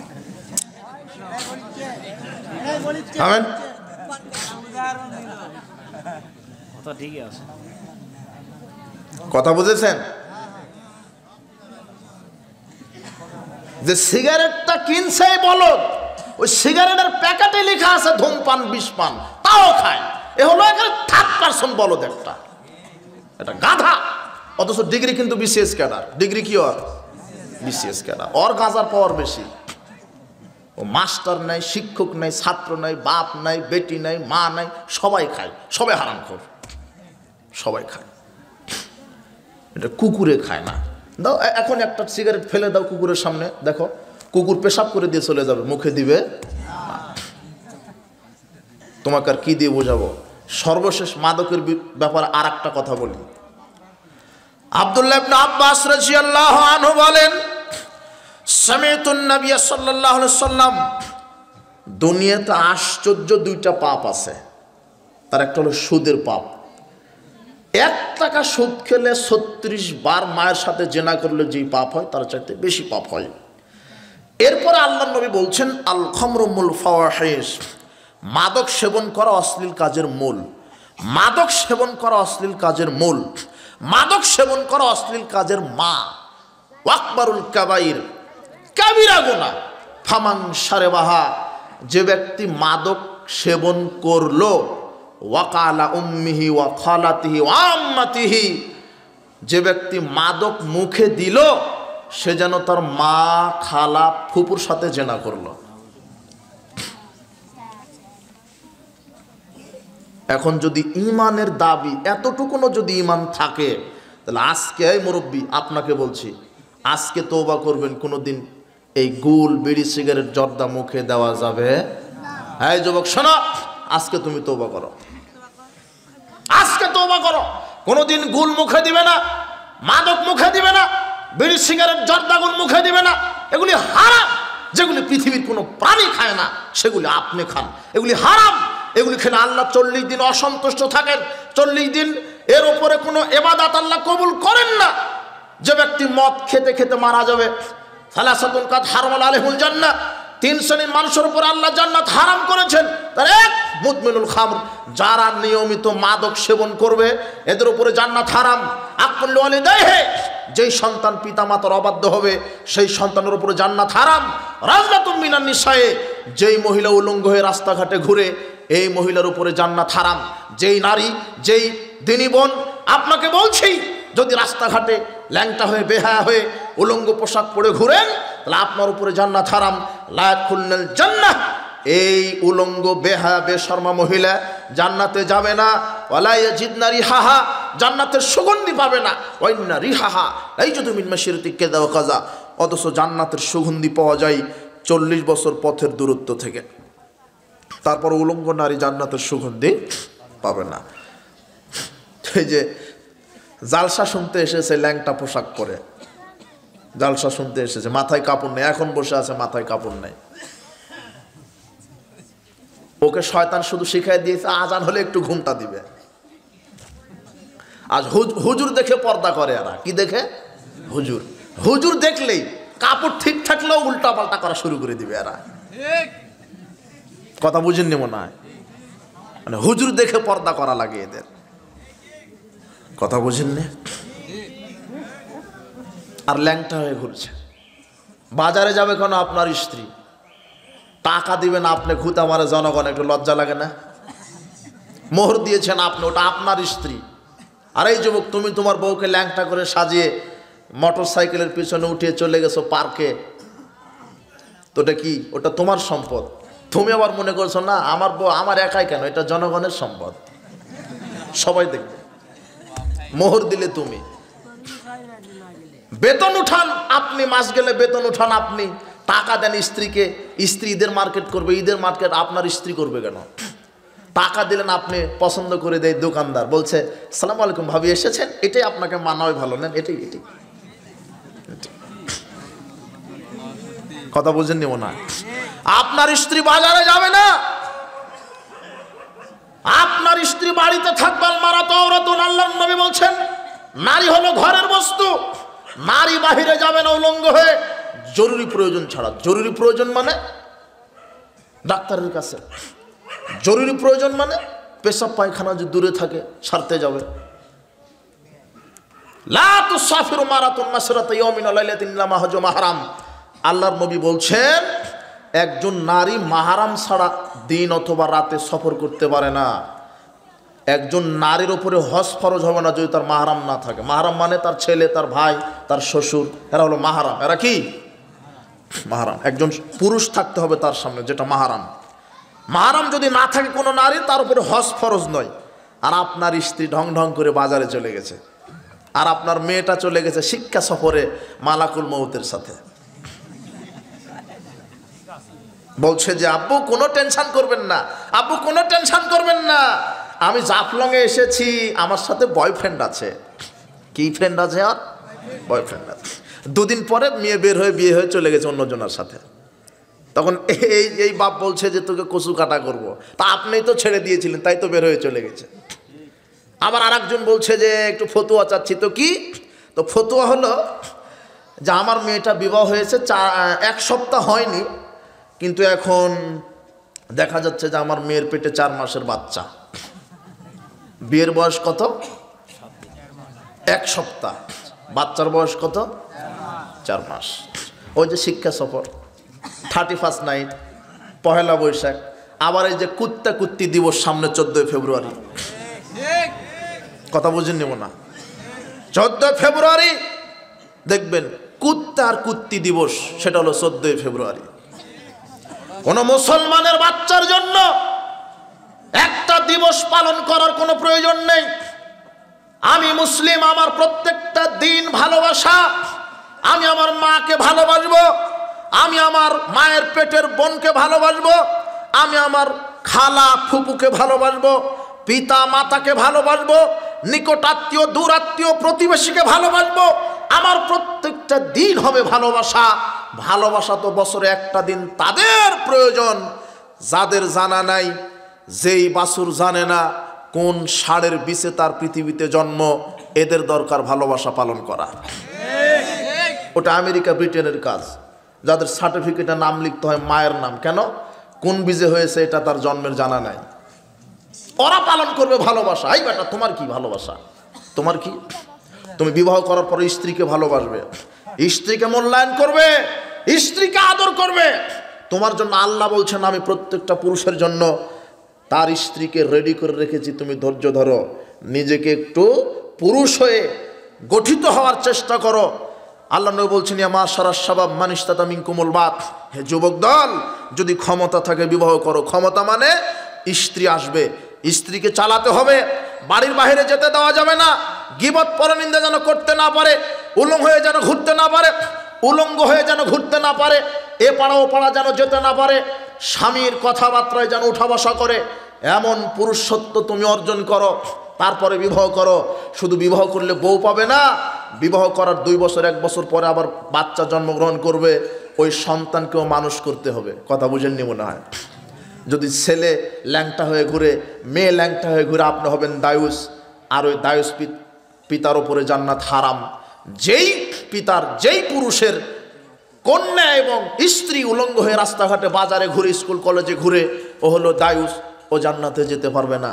এই জন্য ক্ষমতা নিয়ে স্ত্রীকে ভালোবাসো। একজন ভাই তার আপন মায়ের পেটের বোনকে ভালোবাসবে, একজন স্বামী তার স্ত্রীকে ভালোবাসবে, স্ত্রীকে ভালোবাসবেন।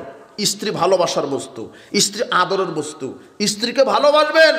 আয়েশা রাদিয়াল্লাহু তাআলা আনহা বলছেন যে রাসূল সাল্লাল্লাহু আলাইহি ওয়াসাল্লাম কানা ফি মিহনাতি ইয়ানি খিদমাত আহলি, রাসূল সাল্লাল্লাহু আলাইহি ওয়াসাল্লাম আমাদের পরিবারে সাহায্য করতেন, সাধারণ মানুষের মতো সাহায্য করতেন। কি? তিনি ঘর ঝাড়ু দিতেন, মাঝে মাঝে তিনি ভাত রান্না, তরকারি রান্না কাজে সহযোগিতা করতেন, কাপড় খাঁচার সহযোগিতা করতেন, ওই যে ছিঁড়া কাপড়কে সেলাই করতেন, জুতায় তালি লাগাতেন, বকরির দুধ দহন করতেন। সাধারণ মানুষের মতো তিনি আমাদের সাথে পরিবারে তাদের স্ত্রীদেরকে, তার স্ত্রীদেরকে সহযোগিতা করতেন। যখন সালাতের সময় হতো সালাতে চলে যেতেন। আপনি কোনো দিন স্ত্রীর কাজে সহযোগিতা করেছেন? 365 দিন আপনার কাপড় আপনার স্ত্রী খেঁচে দেয়, কাঁচা দেয়, আপনি একদিন আপনার স্ত্রী কাপড় খেঁচে দেন না? এটা ভালোবাসা। 365 দিন আপনাকে রান্না করে দেয়, একদিন রান্না করে খাওয়ান না, এটা ভালোবাসা। কিসের রান্না করা? খেতে বসেছেন, লবণে কম হয়েছিল, গুষ্টি সহ দিলেন গালি। এই তোর মা তোকে কিছু শেখায়নি? কি শিখেছিস?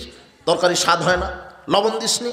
এটা পুরুষত্ব বইয়ের কাছে দেখালেন আপনি, অথচ সমাজে আপনাকে কেউ দাম দেয় না।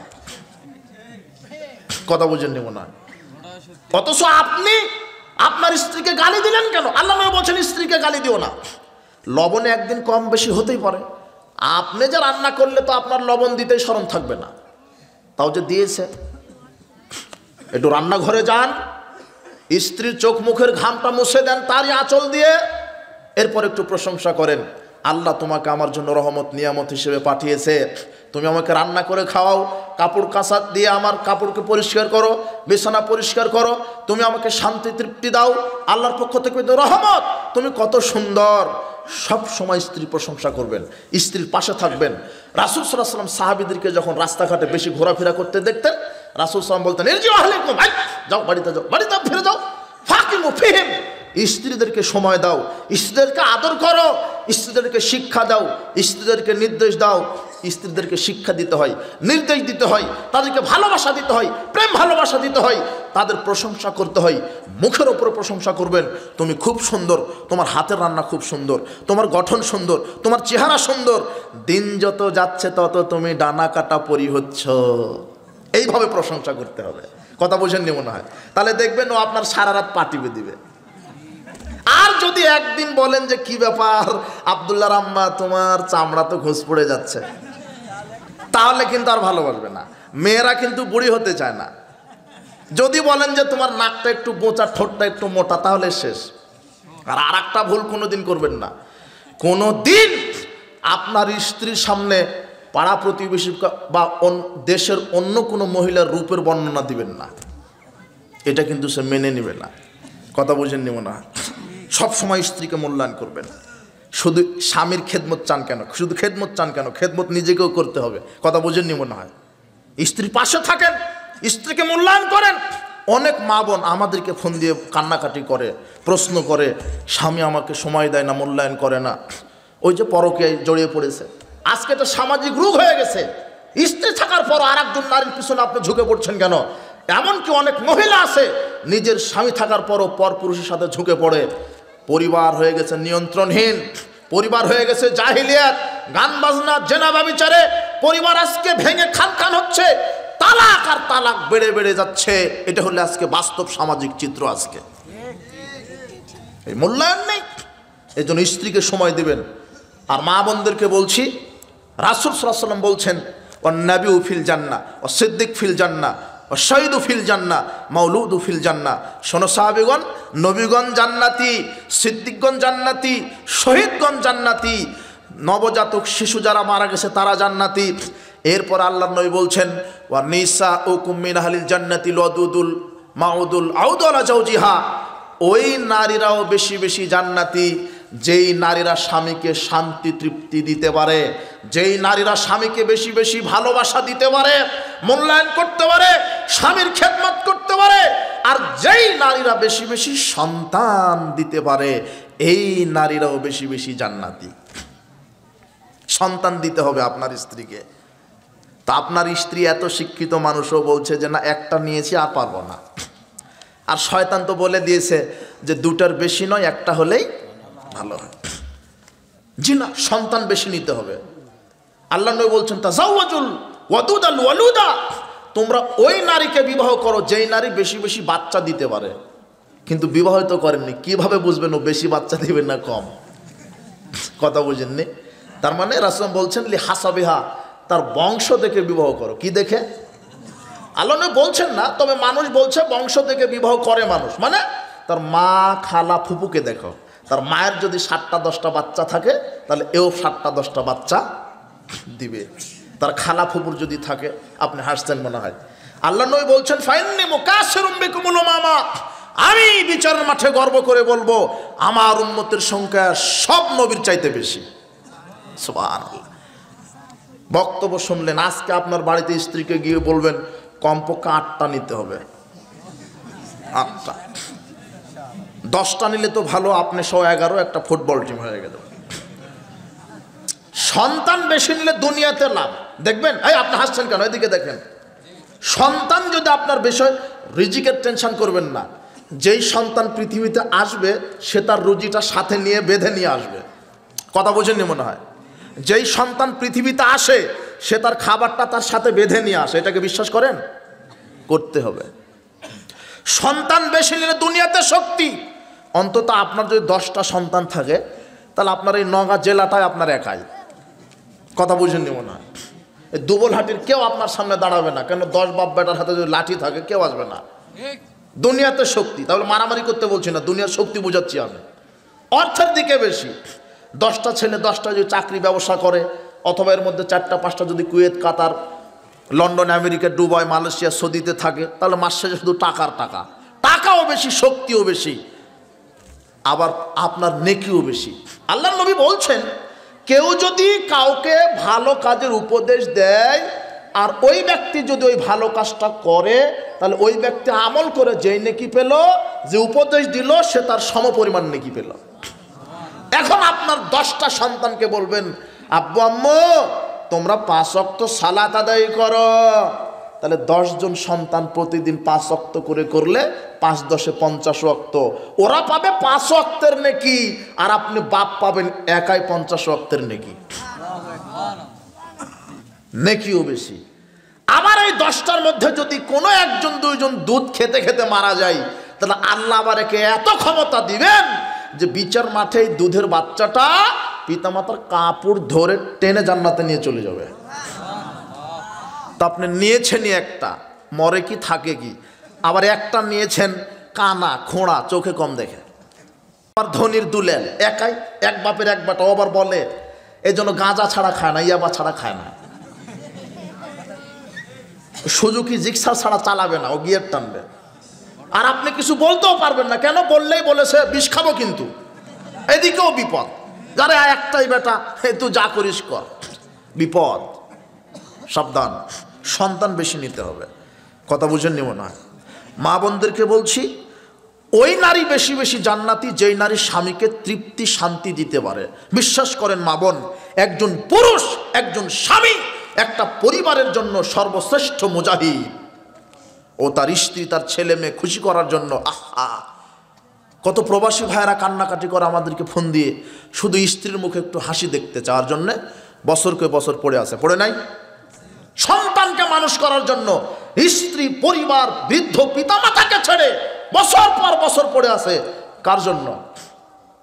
আপনার জন্য। হে মা, হে বোন, আপনার জন্য আপনার স্বামীটা দিনরাত পরিশ্রম করে। আমাদের দেশে যারা সরকারি চাকরি করে, বেসরকারি যারা চাকরি করে, শুধু ছেলের মুখে স্ত্রীর মুখে হাসি ফোটাবার জন্য 8 ঘন্টা ডিউটি করার পাশে পাশে আরো 4 ঘন্টা ওভার ডিউটি করে। কথা বুঝেননি?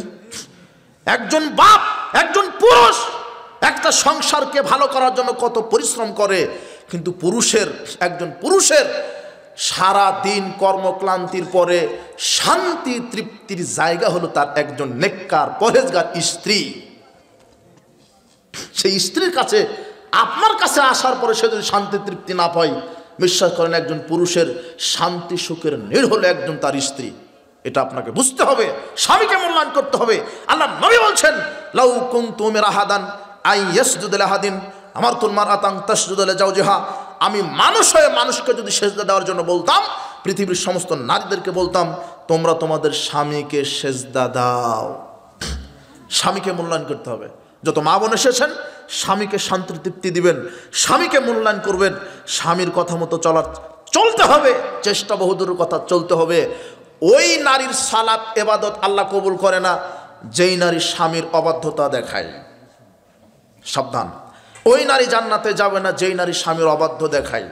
সাবধান। বলছি না উপস্থিত বৈঠকের মুসলিম দিনী ভাই বোন, মাদক সেবন করা হালাল না হারাম? সুদ হারাম, ঘুষ, দুর্নীতি, চুরি হারাম। আর যুবকেরা, তোমরা এগুলি কবর দাও। গান বাজনা জাহেলিয়াত। তুমি কেন গান বাজনা শ্রবণ করবে? গান বাজনা জাহেলিয়াত। এই নাটক সিনেমা, বাংলাদেশের যত নাটক সিনেমা তৈরি করে হারামখুরেরা, এই নাটকখুর সিনেমাখুর, এরা বাংলাদেশের যুবক যুবতীকে জেনার ডেনা নিক্ষেপ করার জন্য এরা নাটক সিনেমা তৈরি করে। এদেশের যুবক যুবতীর চরিত্রকে হনন করার জন্য এই সিনেমাগুলি তৈরি করে। এরা এমন বেহায়া। তুমি এদেরকে মডেল হিসেবে, অমুক নায়ক যেভাবে চুল কাটে, এই বলদ সেই মডেলে চুল কাটে, অমুক খেলোয়াড় যেভাবে গেঞ্জি গায়ে দেয়, ওই গেঞ্জি গায়ে দেয়। কি এই যুবক, তুমি কি বলো? তুমি পুরুষ হও, তুমি এমন ভাবে নিজেকে তৈরি করো যাতে তোমার ছবি যেন আর একজন ঘুরে নিয়ে। কথা বোঝেনি মনে হয়?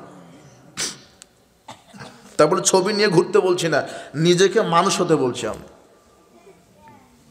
তুমি কেন অমুককে ফলো করবে? তুমি ফলো করবে মোহাম্মদ সাল্লাল্লাহু আলাইহি সাল্লামকে, তুমি ফলো করবে সাহাবীদেরকে। মাস্টার্স, অনার্স মাস্টার্স পাস, 5টা নবীর নাম বলতে পারে না, নবীর নামের মধ্যে সাহাবীদের নাম ঢুকায় দেয়।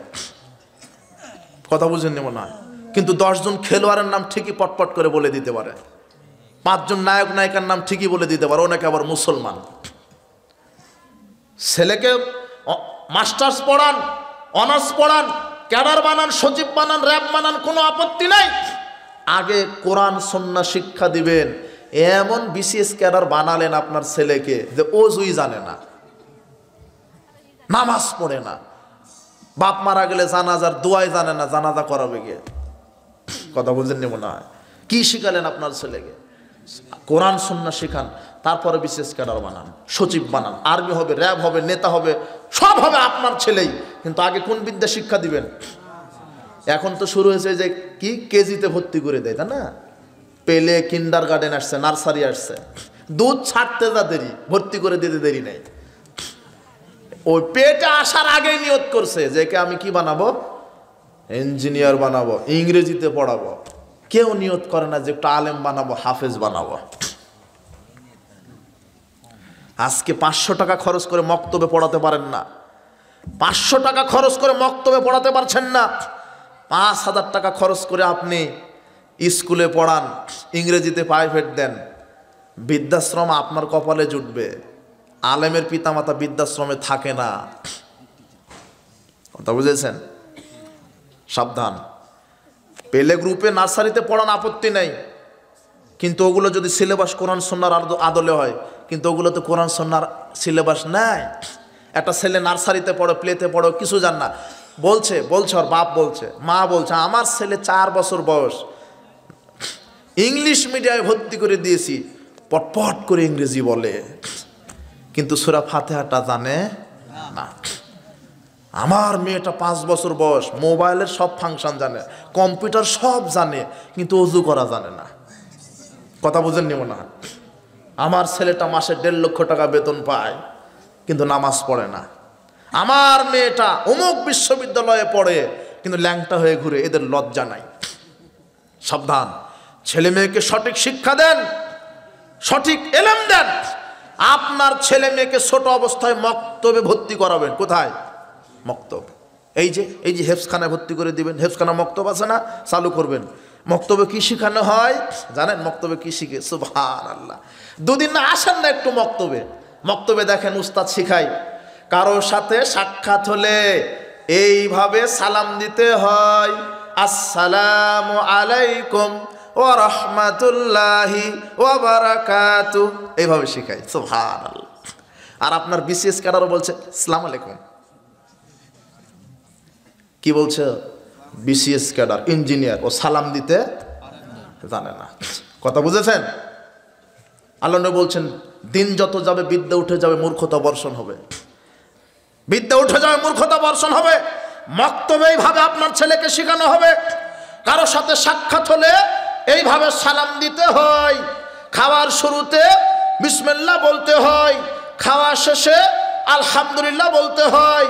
জুতা পায়ে দেওয়ার সময় ডান পা আগে বিসমিল্লাহ বলে দিতে হয়, খোলার সময় বাম পা আগে খুলতে হয়। পোশাক গায়ে দেওয়ার সময় ডান হাতল আগে ঢুকিয়ে দিতে হয়। দেওয়ার সময়তে আলহামদুলিল্লাহিল্লাযী কাসানি হাযা ওয়া রাযাকানিহি মিন গায়রি হাওলিন মিন্নি ওয়ালা কুওয়া, এই দোয়া বলতে হয়। ঘুমানোর সময় আল্লাহুম্মা বিসমিকা আমুতু আহইয়া, এই দোয়া বলতে হয়। ঘুম থেকে ওঠার পরে আলহামদুলিল্লাহিল্লাযী আহইয়ানা বাদা মা আমাতানা ওয়া ইলাইহিন নুশুর, এই দোয়া বলতে হয়। পিতামাতার জন্য রব্বির হামহুমা কামা রব্বায়ানি সগীরা, এই দোয়া বলতে হয়। পিতামাতা মারা গেলে আল্লাহুম্মা গফির লাহু ওয়ারহামহু ওয়াফু আনহু ওয়াকরিম নুজুলাহু ওয়াসসি মাদখালাহু ওয়াগসিলহু বিল মাই ওয়াসসালজি ওয়াল বারাদ ওয়ানাক্কিহি মিনাল খাতায়া কামা ওয়ানাক্কাস সাবুল পিয়াজু মিনাদ দানাস ওয়াবদিলহু দারান খায়রাম মিন দারিহি ওয়াহলান খায়রাম মিন আহলিহি ওয়া জাওজান খায়রাম মিন জাওজিহি ওয়াদখিলহুল জান্নাহ ওয়াজহু মিন আযাবিল কবরে ওয়া মিন আযাবিন নার, এইভাবে দোয়া বলতে হয়। পিতামাতা মারা গেলে এইভাবে জানাজার দোয়া বলতে হয়। এইভাবে যখন আপনার ছেলেটা দোয়া বলবে, তখন আপনাকে আল্লাহ জান্নাতে মর্যাদা দিবেন। তখন আপনি আল্লাহকে বলবেন, আল্লাহ আন্নালি হাজিহি, এত মর্যাদা আমাদের দিলেন কেন? আমরা তো এত আমল করিনি। তখন আল্লাহ বলবে, বিস্তিগফার ওয়ালাদিকা লাক, ওই যে তুমি দুনিয়াতে তোমার ছেলেকে মক্তবে দিয়ে কোরআন সুন্নাহ দিয়ে আলেম বানিয়েছিলে, সৎ ছেলে বানিয়েছিলে, সৎ ছেলে সন্তান তৈরি করেছিলে, তাদের দোয়ার বদলতে আমি তোমাদেরকে জান্নাতে মর্যাদা বাড়িয়ে দিয়েছি। এইভাবে আপনার ছেলে শিখবে। কিন্তু আপনি যে ছেলেকে রেখে গেছেন ও গাঁজা ছাড়া একদিনও চলতে পারে না। আপনি যে মেয়েটাকে রেখে গেছেন সে বয়ফ্রেন্ড ছাড়া ঘুরে না, গান ছাড়া ঘুমায় না, বাম হাতে ছাড়া খায় না। কথা বুঝেননি মনে হয়। আল্লাহর নবী বলছেন মান আলা সালাসা বানাতিন, যেই পুরুষ যেই পিতা তিনটা কন্যাকে বড় করলো, ফাদ্দাবাহুন্না সুন্দর শিষ্টাচার শিক্ষা দিল, ওয়াজাওয়াজুহুন্না সৎ ছেলের সাথে বিবাহ দিল, ওয়াহসানা ইলাইহিন্না মেয়েদের সাথে সুন্দর আচরণ করলো, ফালাহুল জান্নাহ ওই পিতার উপরে আল্লাহ জান্নাতকে ওয়াজিব করে দিল। কাজেই তওবা করবেন, মেয়েকে সুন্দর শিষ্টাচার শিক্ষা দিবেন, ছেলেকে সুন্দর শিষ্টাচার শিক্ষা দিবেন। মেয়েকে আদব শিক্ষা দিবেন, এক সৎ ছেলের সাথে বিবাহ দিবেন। সৎ ছেলেকে যে গাঁজা খায়, যার মুখে দাড়ি নাই, প্যান্ট টাকনুর নিচে, 5 ওয়াক্ত যে সালাত আদায় করে, যার ভিতরে তাকওয়া আল্লাহ ভীরুতা আছে, যার চরিত্র সুন্দর, যে হালাল ইনকাম করে, এ হলো সৎ ছেলে। কি ছেলে? সৎ ছেলে। কিন্তু সমাজে মেয়ের বাপ এত বড় হাঁ করে থাকে, ডিগ্রি কার কত বড় আর বেতন পায় কত বড়, গাঁজা খাক কোনো সমস্যা নাই, বেতন বেশি হলেই হবে। কথা বুঝেননি? আরে হাজি সাহেব, হাজি সাহেব, এটা হলো হাজি সাহেব, তার মেয়েকে বিবাহ দিবে। 2 পরিবার থেকে বিবাহের প্রস্তাব এসেছে। এক পরিবার মাদ্রাসা হেফজখানায় চাকরি করে ওই ছেলেটা, যেই পরিবার থেকে প্রস্তাব এসেছে সেই পরিবারের ছেলে হেফজখানায় চাকরি করে, মাসে 15,000 টাকা বেতন। আর আরেক পরিবার থেকে খবর এসেছে এই ছেলেটা ব্যাংকে চাকরি করে, 80,000 টাকা বেতন। হাজি সাহেব বলছে কি এর ইমাম হাফেজ সাহেব, লাগা ব্যাংকারের সাথে। কথা বুঝেননি মনে হয়। যে অজুই জানে না, নামাজ পড়া তো বহুদূরের কথা, কি জানে না ও? অজু জানে না। অথচ হাফেজ সাহেব, হাফেজের মর্যাদা সুবহানাল্লাহ। আমার সময় নাই, বললাম না। এ সালাত আদায় করে, আবার কি করে? সালাত আদায় করায়, শত শত হাফেজ তৈরি করে। আহা, সমাজে শুধু ডিগ্রিটা দেখা হয়, সম্পদ দেখা হয়, বেতন দেখা হয়, চরিত্র দেখা হয় না। এই কারণেই তো পরিবারগুলি এক একটা জাহান্নামের টুকরা। বউ একদিকে গরম পানি চাইলে ঠান্ডা পানি আগে দেয়, বামে বললে ডানে। সাবধান, আদর্শ পরিবার গঠন করতে গেলে আদর্শ নারী পুরুষ দরকার। যেই ছেলে 5 ওয়াক্ত সালাত আদায় করে তার সাথে মেয়েকে বিবাহ দিবেন, বেনামাজির সাথে মেয়ে বিবাহ দেওয়া হারাম। সাবধান বলছিলাম। এই যে হারাম থেকে বেঁচে থাকবেন, সুদ, ঘুষ, দুর্নীতি, চুরি, গান বাজনা, জেনা ব্যভিচার, মাদক, এগুলি কি হারাম। আজকে হারামের উপরে বক্তব্য হলো। আর পবিত্র রুজি ভক্ষণ করার গুরুত্ব কি? গুরুত্ব, পবিত্র রুজি না খেলে আমল কবুল হবে না, আমল করে মানুষ জাহান্নামে চলে যাবে। সর্বশেষ হাদিস, লা ইয়াদখুলুল জান্নাতা জাসাদুন গুযিয়া বিল হারাম, ওই দেহ জান্নাতে যাবে না যেই দেহ সুদ, ঘুষ, দুর্নীতি, মদ, জুয়া, জেনা ব্যভিচার করে বড় হয়েছে, হারাম খেয়ে বড় হয়েছে, ওই দেহ জান্নাতে যাবে না। আল্লাহ তুমি আমাদেরকে হালাল পবিত্র রুজি ভক্ষণ করার তৌফিক দান করো, আমাদের আমলগুলিকে কবুল করো, আমাদের পরিবারকে আদর্শ পরিবেশ গঠন করো। যেই পরিবারে 5 ওয়াক্ত সালাত নেই সেই পরিবার আদর্শ নয়, যেই পরিবারে হালাল রুজি নেই সেই পরিবার আদর্শ নয়, যেই পরিবারে গান বাজনা, টিভি সিনেমা চলে সেই পরিবার আদর্শ নয়, যেই পরিবারে ফজরের সালাতের পরে কোরআন তেলাওয়াত হয় না সেই পরিবার আদর্শ নয়, যেই পরিবার ঘুমানোর পূর্বে কোরআন তেলাওয়াত করে না সেই পরিবার আদর্শ নয়, যেই পরিবারে পর্দার বিধান নেই সেই পরিবার আদর্শ নয়। আদর্শ পরিবার গঠন করতে গেলে এগুলো আবশ্যক। 5 ওয়াক্ত সালাত, পর্দা, হালাল রুজি, ইসলামী স্বভাব নিয়ন্ত্রণ, এগুলো আদর্শ পরিবার। আল্লাহ তুমি এইভাবে আমাদের পরিবারকে গঠন করার তুমি তৌফিক দান করো। বারাকাল্লাহ ফিকুম। ও একটা প্রশ্ন, রাত তো 12:30 আমি শেষ করবো বলে বক্তব্য দিয়েছিল। 1 সপ্তাহ বয়স বিয়ের আর 4 মাস বয়স ছেলের, সেটা বললই তো হতো। না ইয়া উত্তর দেন তো, মানে ইয়ে দেয়নি ফতুয়া।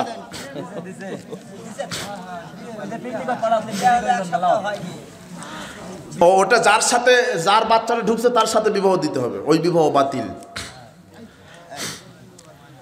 আমাকে কেউ যদি ইফতারের দাওয়াত দেয়, কয়েকটা প্রশ্ন আসছে, এখন উত্তর আপনারা কেউ জাননি না, সবাই বসে আছেন।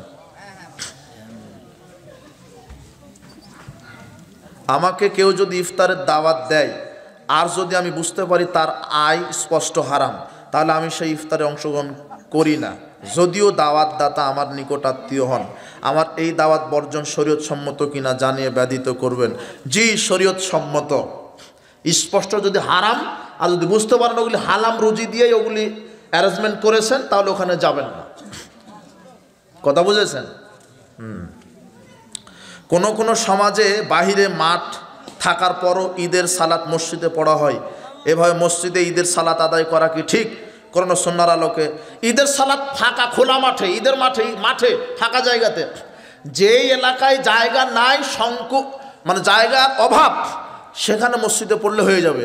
কিন্তু ঈদের রাসূল সাল্লাল্লাহু আলাইহি ওয়াসাল্লাম মসজিদে নববী থাকার পরেও তার পাশে খোলা মাঠে আদায় করেছেন। কথা বুঝেছেন?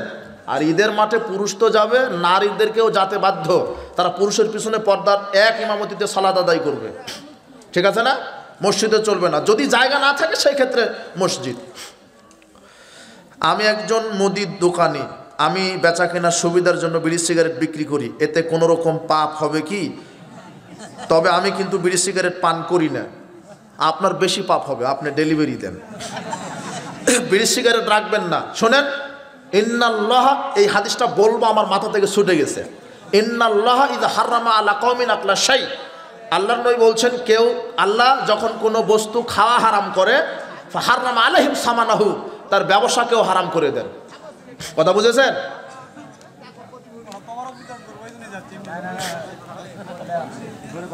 আল্লাহ যেই জিনিসটা খাওয়া হারাম করেন, তার ব্যবসাটা কি করে দেন? হারাম। বিড়ি সিগারেট হারাম, তার ব্যবসা হারাম। জিনা, ওগুলি পুড়িয়ে ফেলবেন আগামীকাল। আমি আল্লাহ আপনার জন্য দোয়া করি, আল্লাহ এই মুদি দোকানদারকে তুমি উত্তম বরকতপূর্ণ রুজির ব্যবস্থা করে দাও। আল্লাহর কাছে বরকত চান। আগামীকাল সকালে পুড়িয়ে ফেলবেন আল্লাহর সন্তুষ্টির জন্য। জাকাতুল ফিতর কাদের উপরও ফরজ? সবার জন্য ফরজ। ধনী গরিব ফকির মিসকিন সবাই। ধনী ও মধ্যম শ্রেণীর মানুষের মধ্যে জাকাত আদায়ের ক্ষেত্রে কোনো পার্থক্য আছে কি? দরিদ্র সায়েম কি জাকাতুল ফিতর থেকে মুক্ত? দয়া করে সবাই দিবে, এটা কোনো পার্থক্য নেই। খাদ্যদ্রব্য দ্বারা, কি দ্বারা? এদিকে টাকা দিয়ে হয় নাকি? টাকা দিয়ে ফিতরা আদায় হবে না। রাসূল সাল্লাল্লাহু আলাইহি ওয়াসাল্লামের যুগে এই পয়সা টাকার চাইতে দামি টাকা ছিল, স্বর্ণ মুদ্রা ছিল। উনি বলতে পারতেন না যে তোমরা টাকা দিয়ে দাও? তিনি বলেছেন খাদ্যদ্রব্য দ্বারা। কি দ্বারা? সারা পৃথিবীর মানুষ যদি টাকা দিয়ে আদায় করে, জাকাতুল ফিতর আদায় হবে না। ইফতার কি সূর্যাস্তের সাথে সাথে করতে হবে নাকি কিছু সময় অপেক্ষা করে? জি না, ইযা গরাবাতিশ শামস ফাকাদ আফতারাস সায়েম, বুখারীর 1954 নম্বর হাদিস। সূর্য যখনই ডুবে যাবে, ডোবার সাথে সাথে সায়েম ইফতার করবে। দেরিতে ইফতার করে ইহুদি খ্রিস্টানের বৈশিষ্ট্য। আমার স্বামী বিদেশ ছিলেন, তিনি আমার জন্য উন্নত মানের সেন্ট নিয়ে এসেছেন, আমি এই সেন্ট ব্যবহার করে বাইরে যেতে পারবো? জি না, মহিলারা সেন্ট ব্যবহার করবে ঠিক আছে, ঘরে থাকবে, তার স্বামীর সাথে থাকবে, স্বামীর সামনে সাজসজ্জা গ্রহণ করবে, সুগন্ধি ব্যবহার করতে পারে কিন্তু ঘরে। কিন্তু মহিলারা সুগন্ধি ব্যবহার করে রাস্তা দিয়ে যেতে পারবে না। এটা এমন একটা হাদিস বর্ণিত হয়েছে, রাসূলুল্লাহ বলেছেন, আইয়ুমা ইমরাতিন ইস্তাতারাত ফামাররাত বি আলা মাজলিসিন, কোনো নারী যদি সুগন্ধি ব্যবহার করে রাস্তা দিয়ে হাঁটে, সে ব্যভিচার করার মতো পাপ করলো, জেনা করার মতো পাপ করলো। সাবধান, ওই সুগন্ধি মেখে রাস্তায় চলতে পারবেন না।